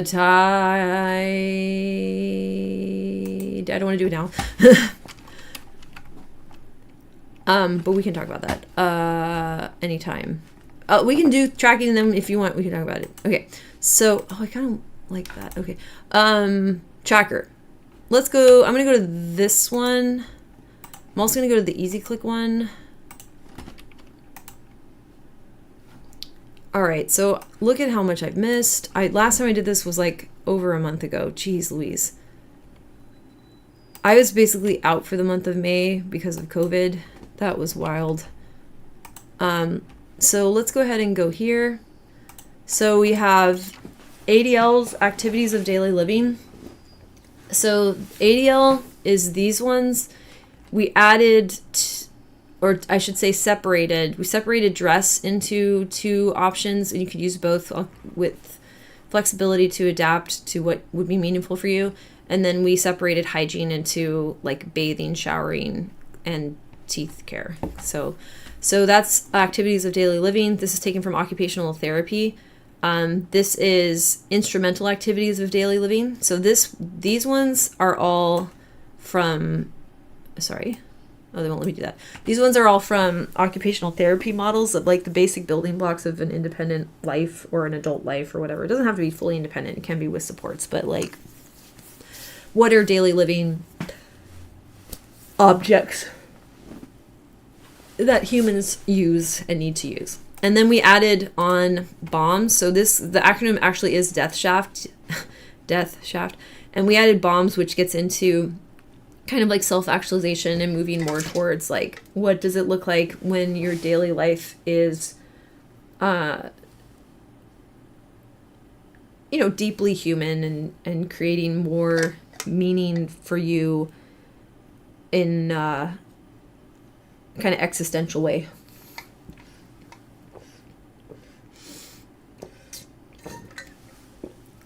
Yes, there is a Discord. A disco, as it were. Yes, we have a Discord. The Discord, you need to watch a video and then answer a couple questions on it.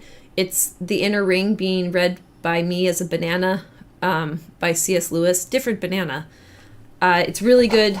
It will make sense why. It's kind of like a statement of philosophy of interacting with other people that I really think people should have one chance in their life to read or watch, so that you can read it or watch it, or listen to me say it, rather, I should say. But yeah, and if you cannot read, you can listen to me.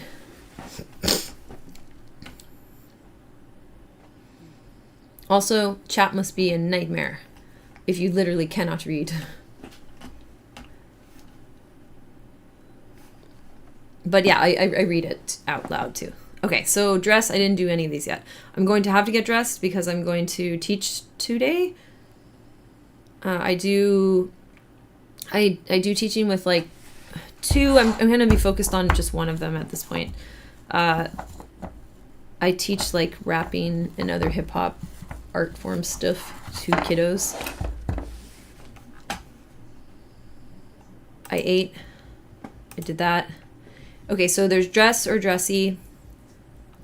And then if you use this one, it's just, I'll show you how to do that too. I should do that.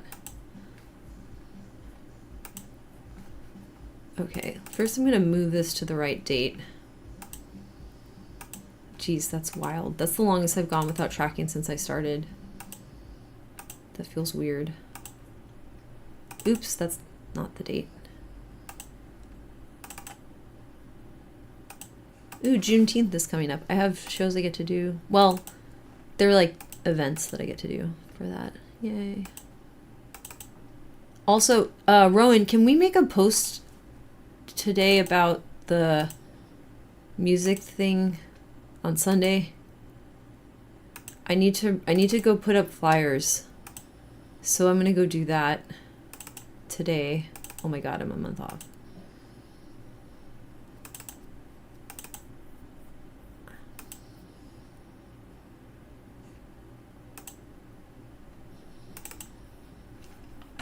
Yeah, it's this weekend. I was gonna ask about like putting up one, but I was so busy with Kyle in town. Thank you.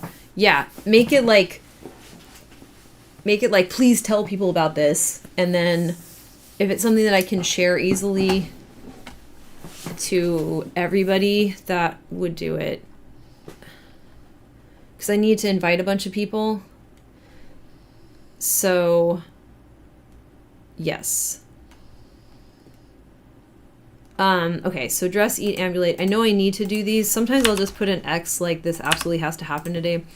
Dressy, so if you have, notice a t-shirt and a dress could be a different meaning in society or personally. So if one of those is more personally meaningful to you, please pick the one that is. You also could use this to mean more dressed up. That's how I tend to use it since I have two options. I also, I apply makeup. So if you do anything like that, you might use that as the dressy if you'd like, or you could simply just, you know, indicate this is a preference of the kind of clothing that you would like to be presenting yourself wearing, knowing that clothing has symbolic meanings in our society around if it's a t-shirt or a dress. And that gives you all the room to interpret that however you need. And eat, I did eat. It's a happy burgie. Ambulate, I haven't done yet. That would be taking my dog out. But I think I'm going to start moving ambulate over to exercise for me finally, because it just has to start to be that. And I want to do, oh, I'm on the wrong day, y'all. I'm on the wrong day. Okay, let's take that off. I know I did eat yesterday, but I didn't track yet. So actually, you know what? Let me just, I'm also tracking in the wrong spot. I just realized I did that. Okay, so what I do, once I've changed all this, then I'm going to grab all of it and copy and paste. Although I did make a ballet one, didn't I? Oh, I made a ballet one. Okay, I guess I don't have to turn that into ballet. And this was a task matrix thing that I don't know if I'm going to keep using. We're probably not. But I may iterate on that in the future when I have a more, like a tool that's actually properly programmed and stuff. That's my own. Okay, so pay special. Or wait, I did that wrong. Control Z, I did that wrong. What did I just do? I don't know what I just did. Oh, I did that wrong. Okay, well, let me just grab this again. Let me do that again, sorry. I'm really not in this routine. Were there any other questions from the many things that were discussed? Insert one column right, and then I can paste. Boom. Okay, great.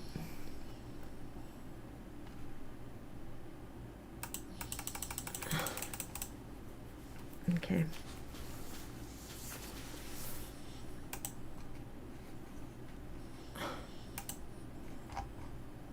Yeah, that's my ballet one. I forgot I added that. You know what? I think to ambulate, I should add an exercise one, shouldn't I?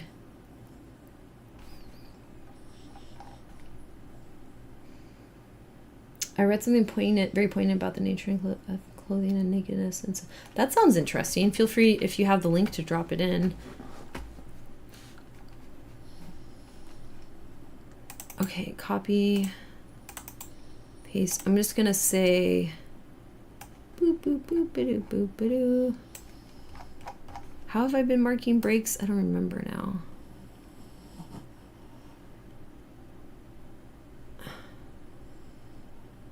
Why did I turn that one that color? What was that about? I don't know. Sometimes I do weird shit and I don't know why. I'm just going to do this in... I'm going to fill that one in black because I was out. Wait, and I'll do this in white.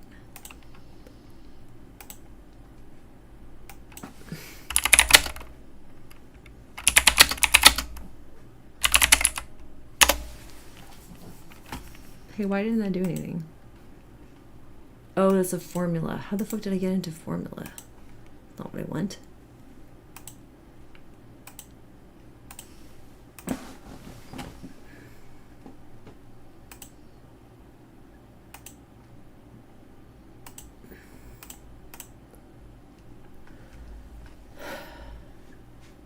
Oh, it's from a manga. Oh, showing your own nakedness and having it be seen is to accept how you really are, the pretty and the ugly. It's pretty hard. There's a lot of people out there who stay clothed their whole life. Yeah, that's interesting. That is interesting.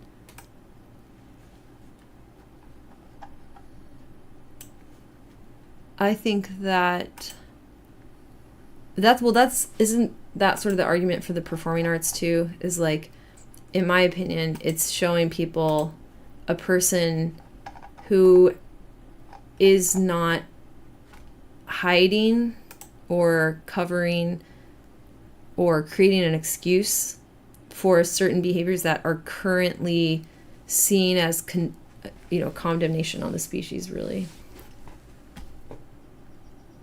Yesterday I was upset and describing what I was upset about to my mom. I thought I was going to have to go kayaking. A lagoon turned out a large pool called a lagoon. Oh, interesting. But my mom somehow thought I was saying everyone was going to use a single kayak all at once, and that was not anything like, oh, wow, and I don't say anything any differently from others. Oh, weird. Yeah, stuff like that makes up my neighbors, and people like my mom do that to me. Yeah. Interesting.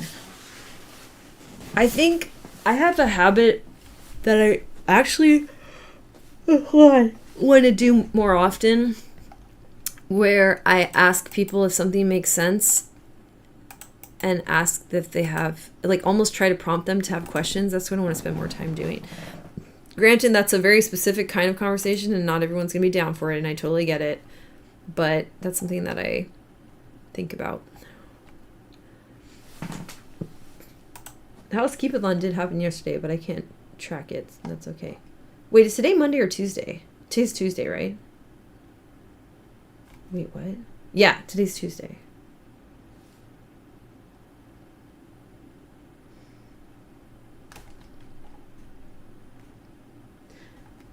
It's from Blue Period. It's central to the importance of live studies as part of your artistic work. Mm-hmm.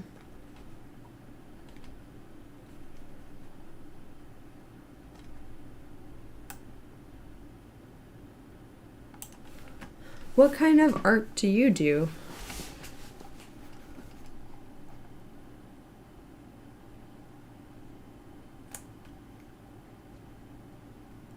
And I haven't done much else. I will give myself this. Although, let me go grab... I need more water. If you need any water, please go get some.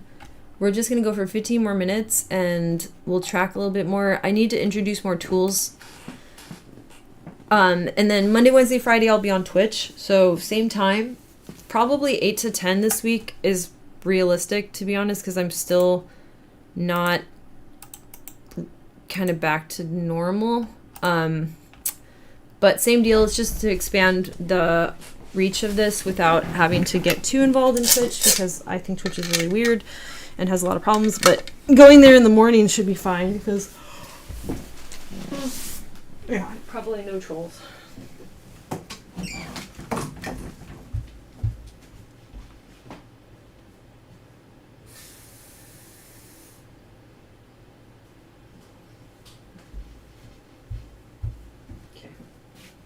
Ooh, yeah, I wanted to take another pill. Yeah, you're welcome. So 13 more minutes though, we'll finish all that up.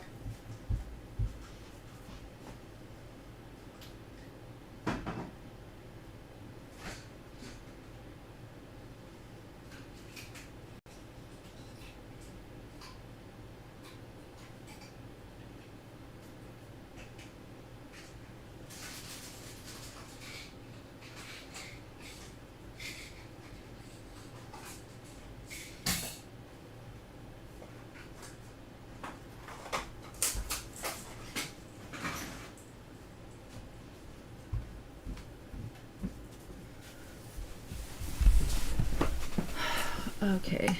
Part me with that sort of not to like my mom did. So no way to keep up with it. I do my best to describe well and to answer questions, but it still happens. Yeah, word. Are you the only, like, what's the dynamic with the families, everybody, as far as you can assess neurotypical?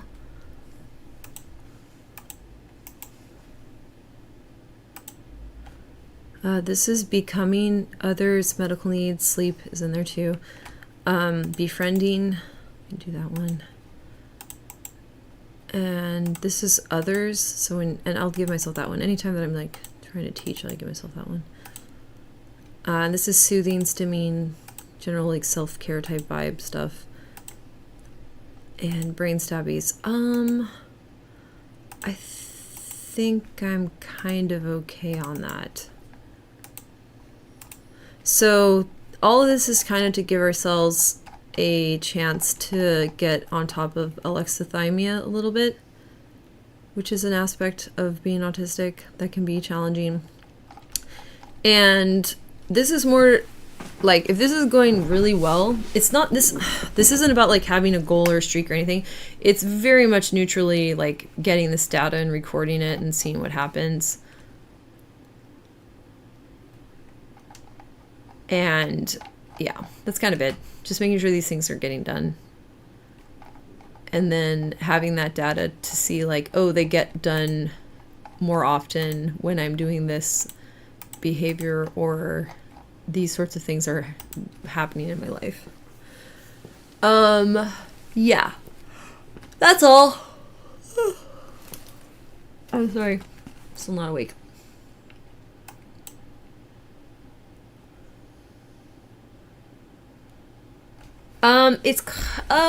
It's different than that. So you do have emotions, but you may not be able to name them, or while you're going through the emotion, it's hard to distinguish specifically what all of the sense data and memories you have mean.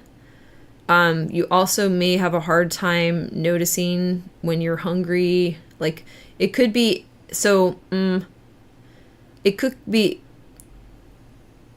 it could be anything that is sense data that typically gets translated into emotion concepts, but it also could cover the ground of just like not knowing what is going on with you, even though you can feel, you can perceive that information that normally would get translated into emotions. So I wouldn't call it deadness. It's more like a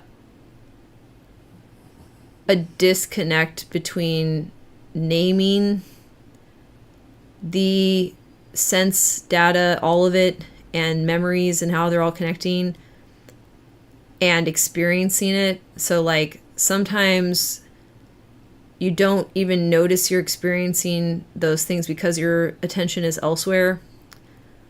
And since even if you were noticing it, you wouldn't have a name for it, you wouldn't really be able to categorize it. It would be hard to do anything about it or manage it.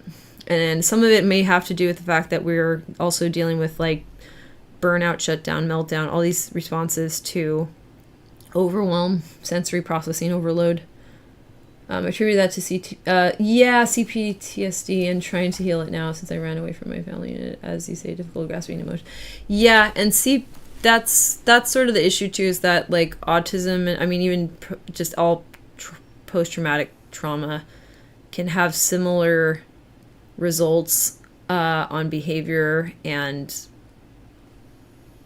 similar difficulties. So you may have been biased. Okay, so let's put it this way. With having autism, while that may have been exacerbated, it probably would have always been there. So it's not like caused by the CPTSD, but could be exacerbated by it. I personally, again, this is just my opinion. You will probably find contradictory opinions and even opinions that agree with me from more credible sources than me just saying my opinion. But I think if you think of it more as like, this is probably inevitable, but it may have been harder to come up with how to put this.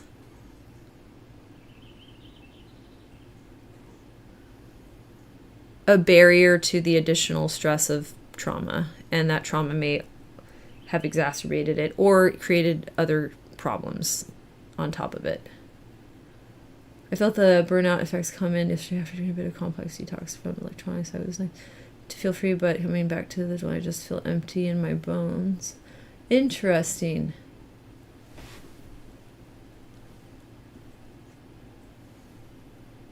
Huh.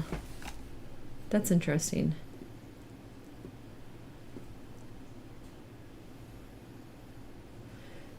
Yeah, so some of autism, I think it's kind of, here's a better way of putting it. Like, there's certain paths that our brain is more likely to go down because they're easier or they're well myelinated, like these pathways work well. And there's others where it's like boarded up, or maybe that's not even the way to say it. Like for us, those pathways just don't exist. It's like it's never been carved out and it can't be carved out. So that may bias us towards having certain behaviors that normally would be caused by specific environmental stressors, when for us it's like, well, our brains can't respond that other way anyway. Like, it'll hit me the months prior. Oh, word. Yeah. Yeah, I usually don't know how I'm doing until well after things have been a major stressor. So I tend to implode. Even when I was a little kid, before I had my diagnosis, etc. and so forth, I was told, and my teachers were told, my parents were told by my teachers, the teachers also told me, described me as like, Jane bubbles or bottles everything inside until the bubble bursts. Like, I just take it in and then... Can nutrition be used to help burnout? Yes. So first of all, nutrition can be used to help everything, and I do think nutrition is important. I would boil it down a little bit. Multivitamins are a good idea. So is it doesn't have to be fish oil, but if you wanted to get some of those, like I think flaxseed also. There's a couple other that you could do that are vegan options. But amino acids, omega-3s, you could consider supplementing. That's not a bad idea. Yep. Magnesium, absolutely magnesium. Magnesium is good for migraines, nerve function. People like magnesium for a crap ton of reasons. Can be helpful for depression. So vitamin D, we usually don't get enough sun. Glucose powder, I don't know that one.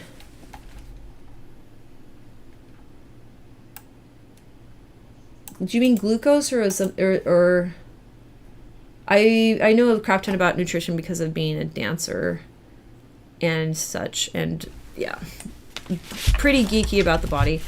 Do you mean, that sounds wrong. It sounds glucose is sugar.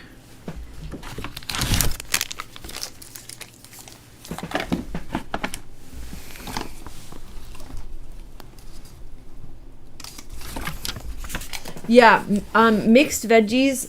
Can I give you a hack for that? So, exercise help ADHD folks solve the dopamine withdrawal. Yeah, I recommend. I said that really weird. Exercise is good. I have a fitness license. I probably need to renew it at this point, but that's okay.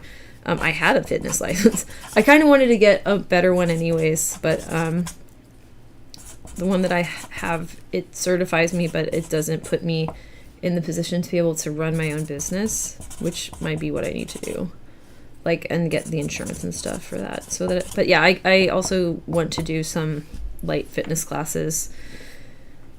I've been meaning to do that forever. If you ever want a fitness coach, by the way, hit me up.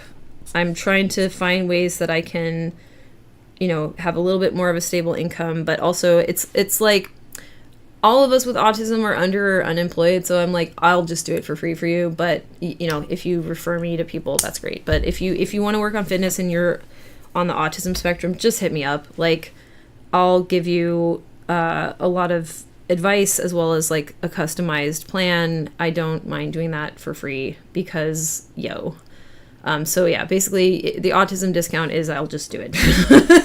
But if you also know people, I may be moving in that direction, so it's probably good for me to build up experience with people, and then if you're not paying me, you can give me honest feedback, and if you really like what I'm doing, because it's all invented by me, and you can you know, leave a review or something. But yeah, don't worry about it too much. But yeah, exercise is helpful. I wonder if it was, I wonder if that's what it is.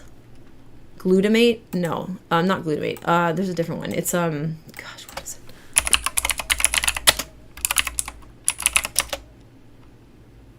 It could be glycogen.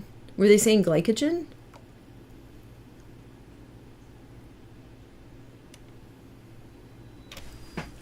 Because glycogen is stored in the muscles. I wonder if they were trying to make you do that. Because it is a form of glucose, but it's a what is it? Now I have to look it up.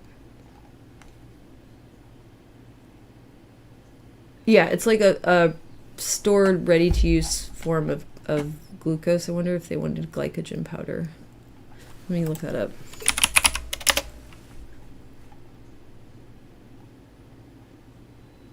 But I've never heard of that. What else could they have meant?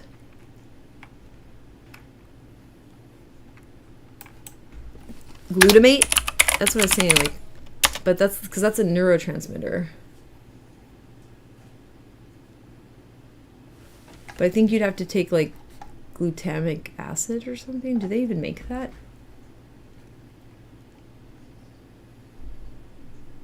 Well, L-glutamate maybe? That's the one that is the supplement, I think. That sounds familiar. Yeah. It may be L-glutamate, a key amino acid for sensory and metabolic.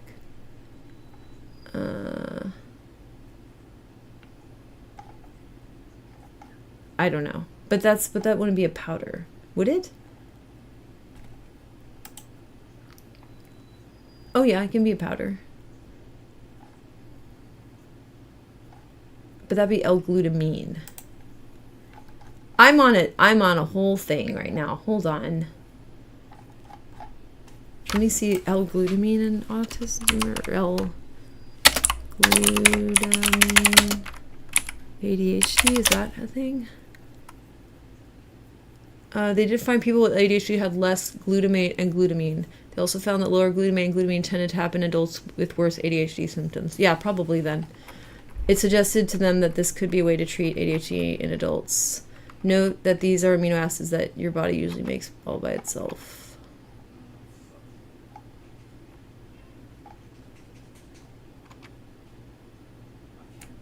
Yeah, there's some sign that L-glutamine can positively affect ADHD symptoms as it improves. Oh man, it's a private community. I can't read that one. I can't read what it improves. Something. Okay, anyways, that's enough of that. Oh, glucosamine? That's for your joints though. Yeah, I think it might be glutamine, but maybe not. Let me know. And glucosamine wouldn't be in a powder form, I don't think. Can it be? Wait. Maybe it can be. I guess they could put anything in a powder. Oh, I guess you can. Huh.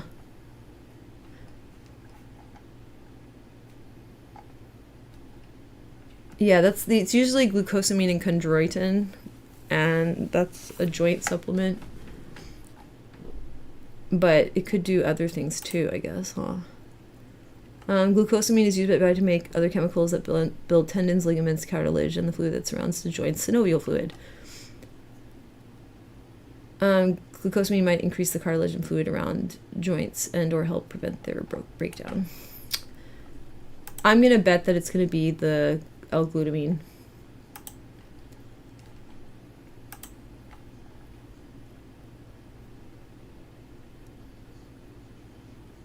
Yeah, for joints. Right. I was just saying words from my unconscious. Yeah, no, I was a dancer, and my special interest was ballet, so then that became my special interest is the entire body moving. I've done cadaver labs. Ha ha ha.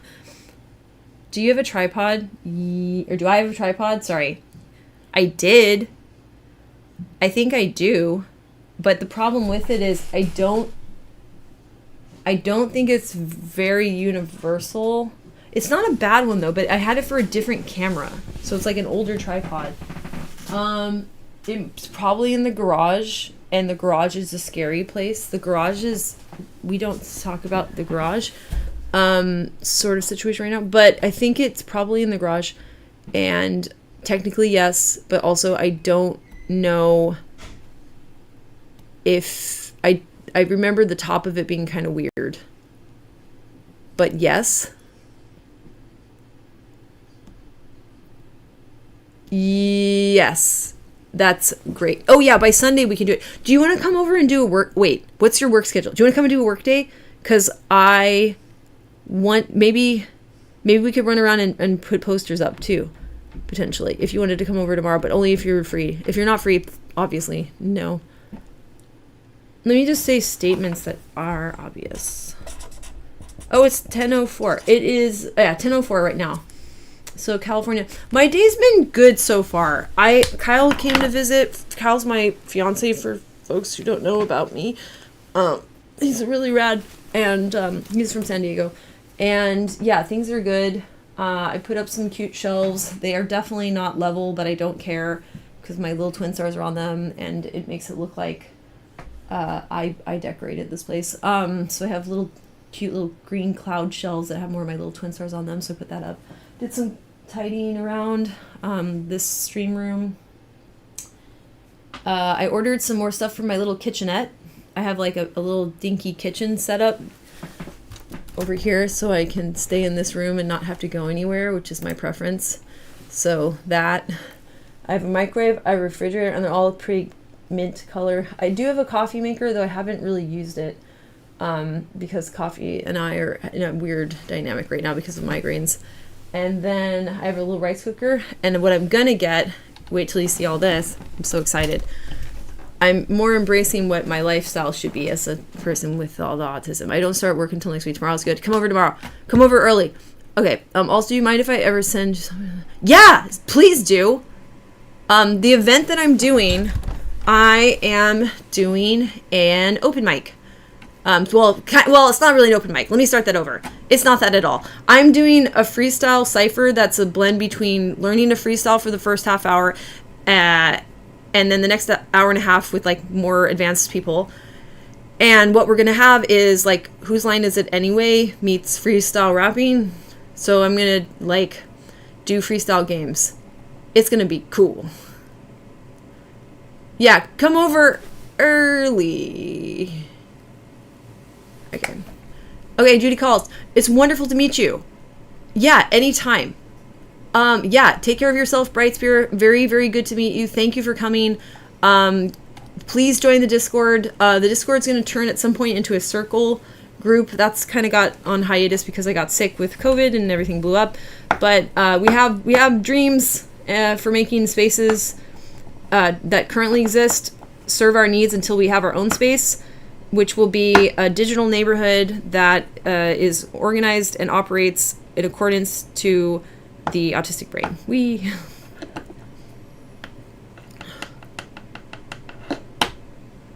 Okay, so yeah, tripod, super agree. If we can't find the tripod tomorrow, then I'll try to look for it tonight too. I'll try to find it. If it cannot be located, then we'll just buy one. It's going to be really cool. I'm excited. I'm going to pick out exactly which games to do. I have a list of a whole bunch of them that are kind of in process that I want to refine and need to refine. But I have enough that I can just like pick out 3 or 4 from it. And yeah, it should be a lot of fun. Okay, that's everything. I'm going to just look through these tabs before I close everything down.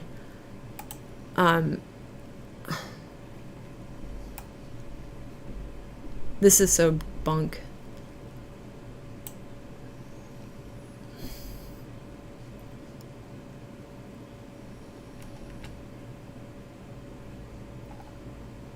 That seems very weird. Who the hell is Roger Martin? Or Graham Douglas? What? School of Management. This sounds like bullshit. This is definitely not neuroscience.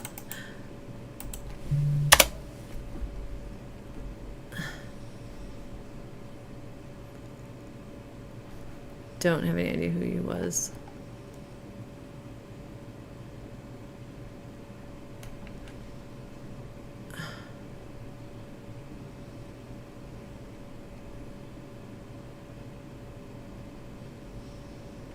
That's bullshit. Okay.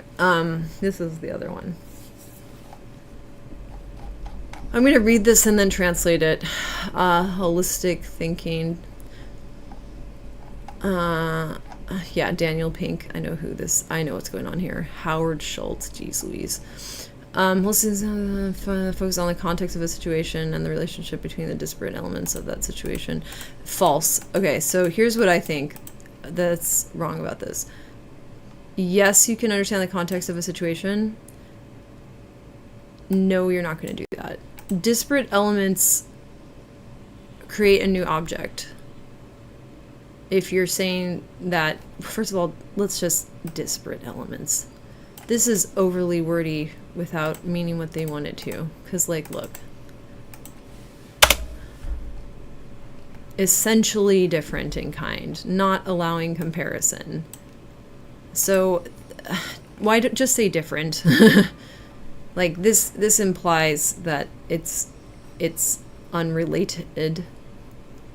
You're like, I'm going to find a relationship between unrelated things. Do you know what I mean? You just made... It's frustrating. Okay. If you're going to use a really specific word like that, please don't do it wrong. Holistic thinking is often compared to linear thinking or analytical thinking. Because that's the lady thinking, isn't it?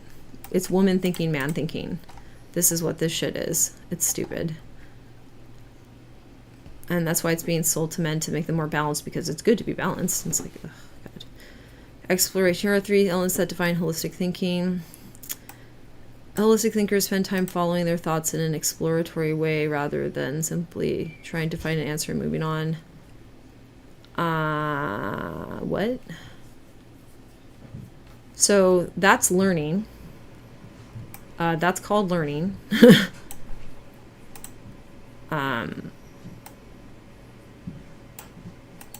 But what? This is so dumb. Thinking holistically entail. Well, let me explain why it's dumb. Actually, I shouldn't just say that and move on. Holistic. This is too many pizza threads. Holistic thinkers spend time following their thoughts in an exploratory rather than simply trying to find an answer. Why are you trying to find an answer to what? Like, if you need, depends on the kind of question, doesn't it? What you should be doing depends on where your skill level is. If you don't know the answer, and it's unlikely for you to have the answer, you're going to spend more time trying to think your way through the problem from the perspective of, like, detailing what it even is. Like, you have to figure out what are you even looking at. Like, this just sounds like different steps in the same idea. Okay, I'm going to stop this in a second. There are 2 main categories of thinking. No, they're not. These are not different. I think this person thinks they're different, but they're not.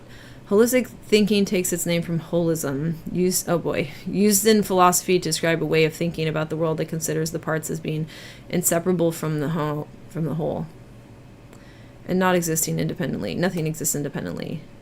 Vacuums are theoretical, not are actual. Holistic thinking. I'm not going to read this out loud because it annoys me.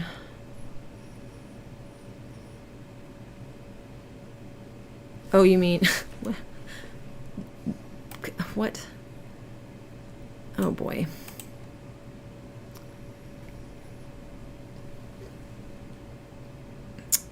This is still not... So, linear thinkers are concerned with the line as the object, technically. I can't work through the linear process, but I can understand that they have a linear process. if you're looking for correlations in the object, then working through a linear sequence is just a different task. It's just a different task. I know that I can't do some linear tasks because of a disability. And I can't transform all tasks into something I can do, and that's okay. What? Linear thinking, also known as analytical thinking. But you just said what?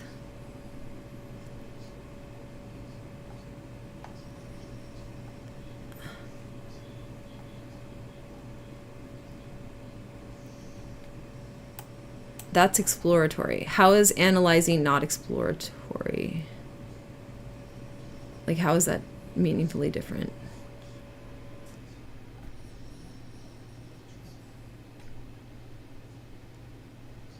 Logical and rational. I would disagree with some of this. Like, yeah, this. I mean, I would disagree a lot of this.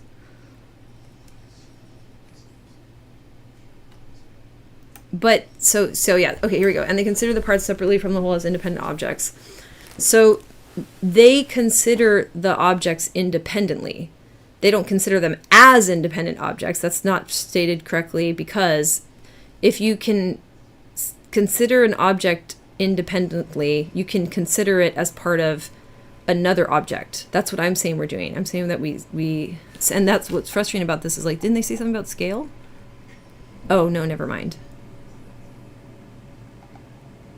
You would still scale. You would just scale up to a new object, not to a big picture. What? Linear thinking is often faster than holistic thinking. Well, it's different. I don't know about faster. Oh boy.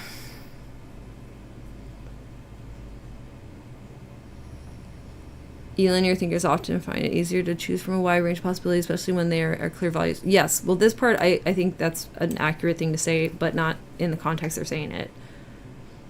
What they should be, or what I think this is actually talking about in reality, is that if you are thinking 1, 2, 3, 4, 5, 6, 7, 8, and you're able to change the hierarchy, you're constantly evaluating what's more important, right? And clear values for correct and incorrect. Correct is important, incorrect is not important. Or it can be important to get rid of incorrect, it potentially as well. True is important. True is more important than false in a general sense. Like, you're looking for truth and you're going to prioritize the truth. So you're using false and incorrect to exclude, to keep your choices in a specific order, which is not how I think.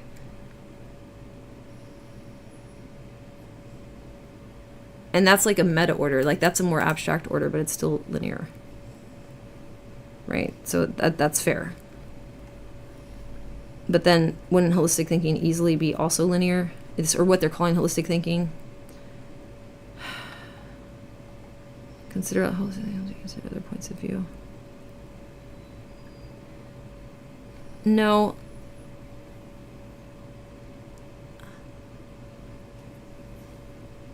I just disagree with this.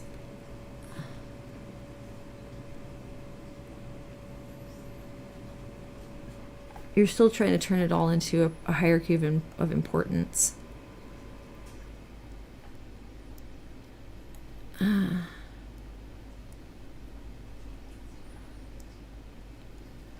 This, I would say, is you're staying focused on the object that you want to see at the end of whatever it is you're doing. I hate Twitter.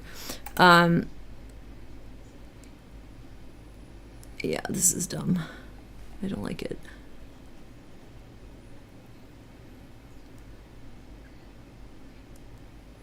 I mean, dialectic could be simple as focused on, not focused on. But it could also turn into prioritize, not prioritize. So you could get locked in either way of thinking and not know it. If he's dividing these as two ways of thinking, I don't think it makes sense, but in my two ways.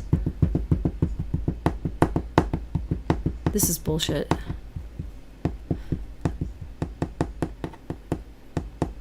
This is wrong. This is just wrong.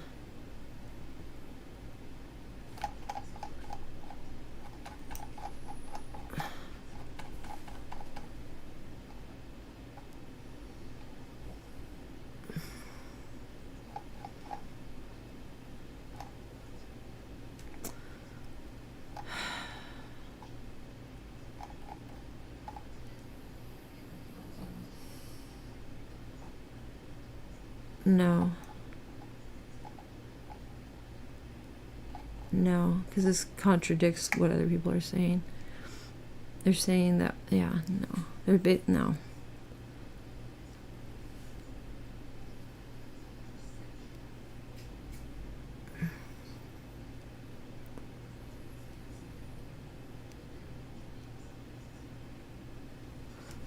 What you should say is like turn the situation into a meta object, and then the actions will be more obvious to you. That's what autistics are actually doing. When we can do it successfully. Sometimes it doesn't happen because we can't get to that bigger object because we're not that connected to the world, and maybe it's too big, too broad of a range of objects within the meta objects. Too big.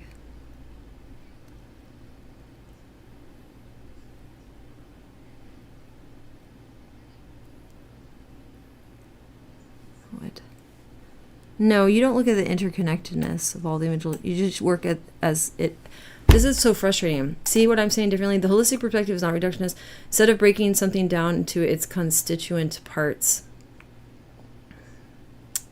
look at the interconnectedness of all the individual objects. No, make a meta object.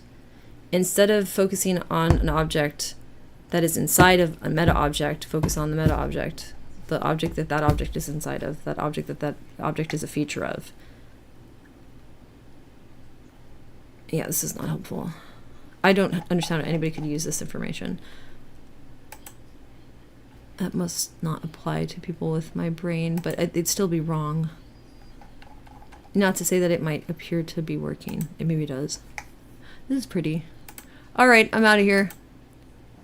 Man, you can look super poofy. Is there any bra situation? Is that transparent? Dang, that's crazy. These dresses are nuts. Some of these dresses, like, I don't think they would work if anybody had, like, above a B cup, though. Like, a lot of these dresses, I don't think they would work. I think you'd be in dookie.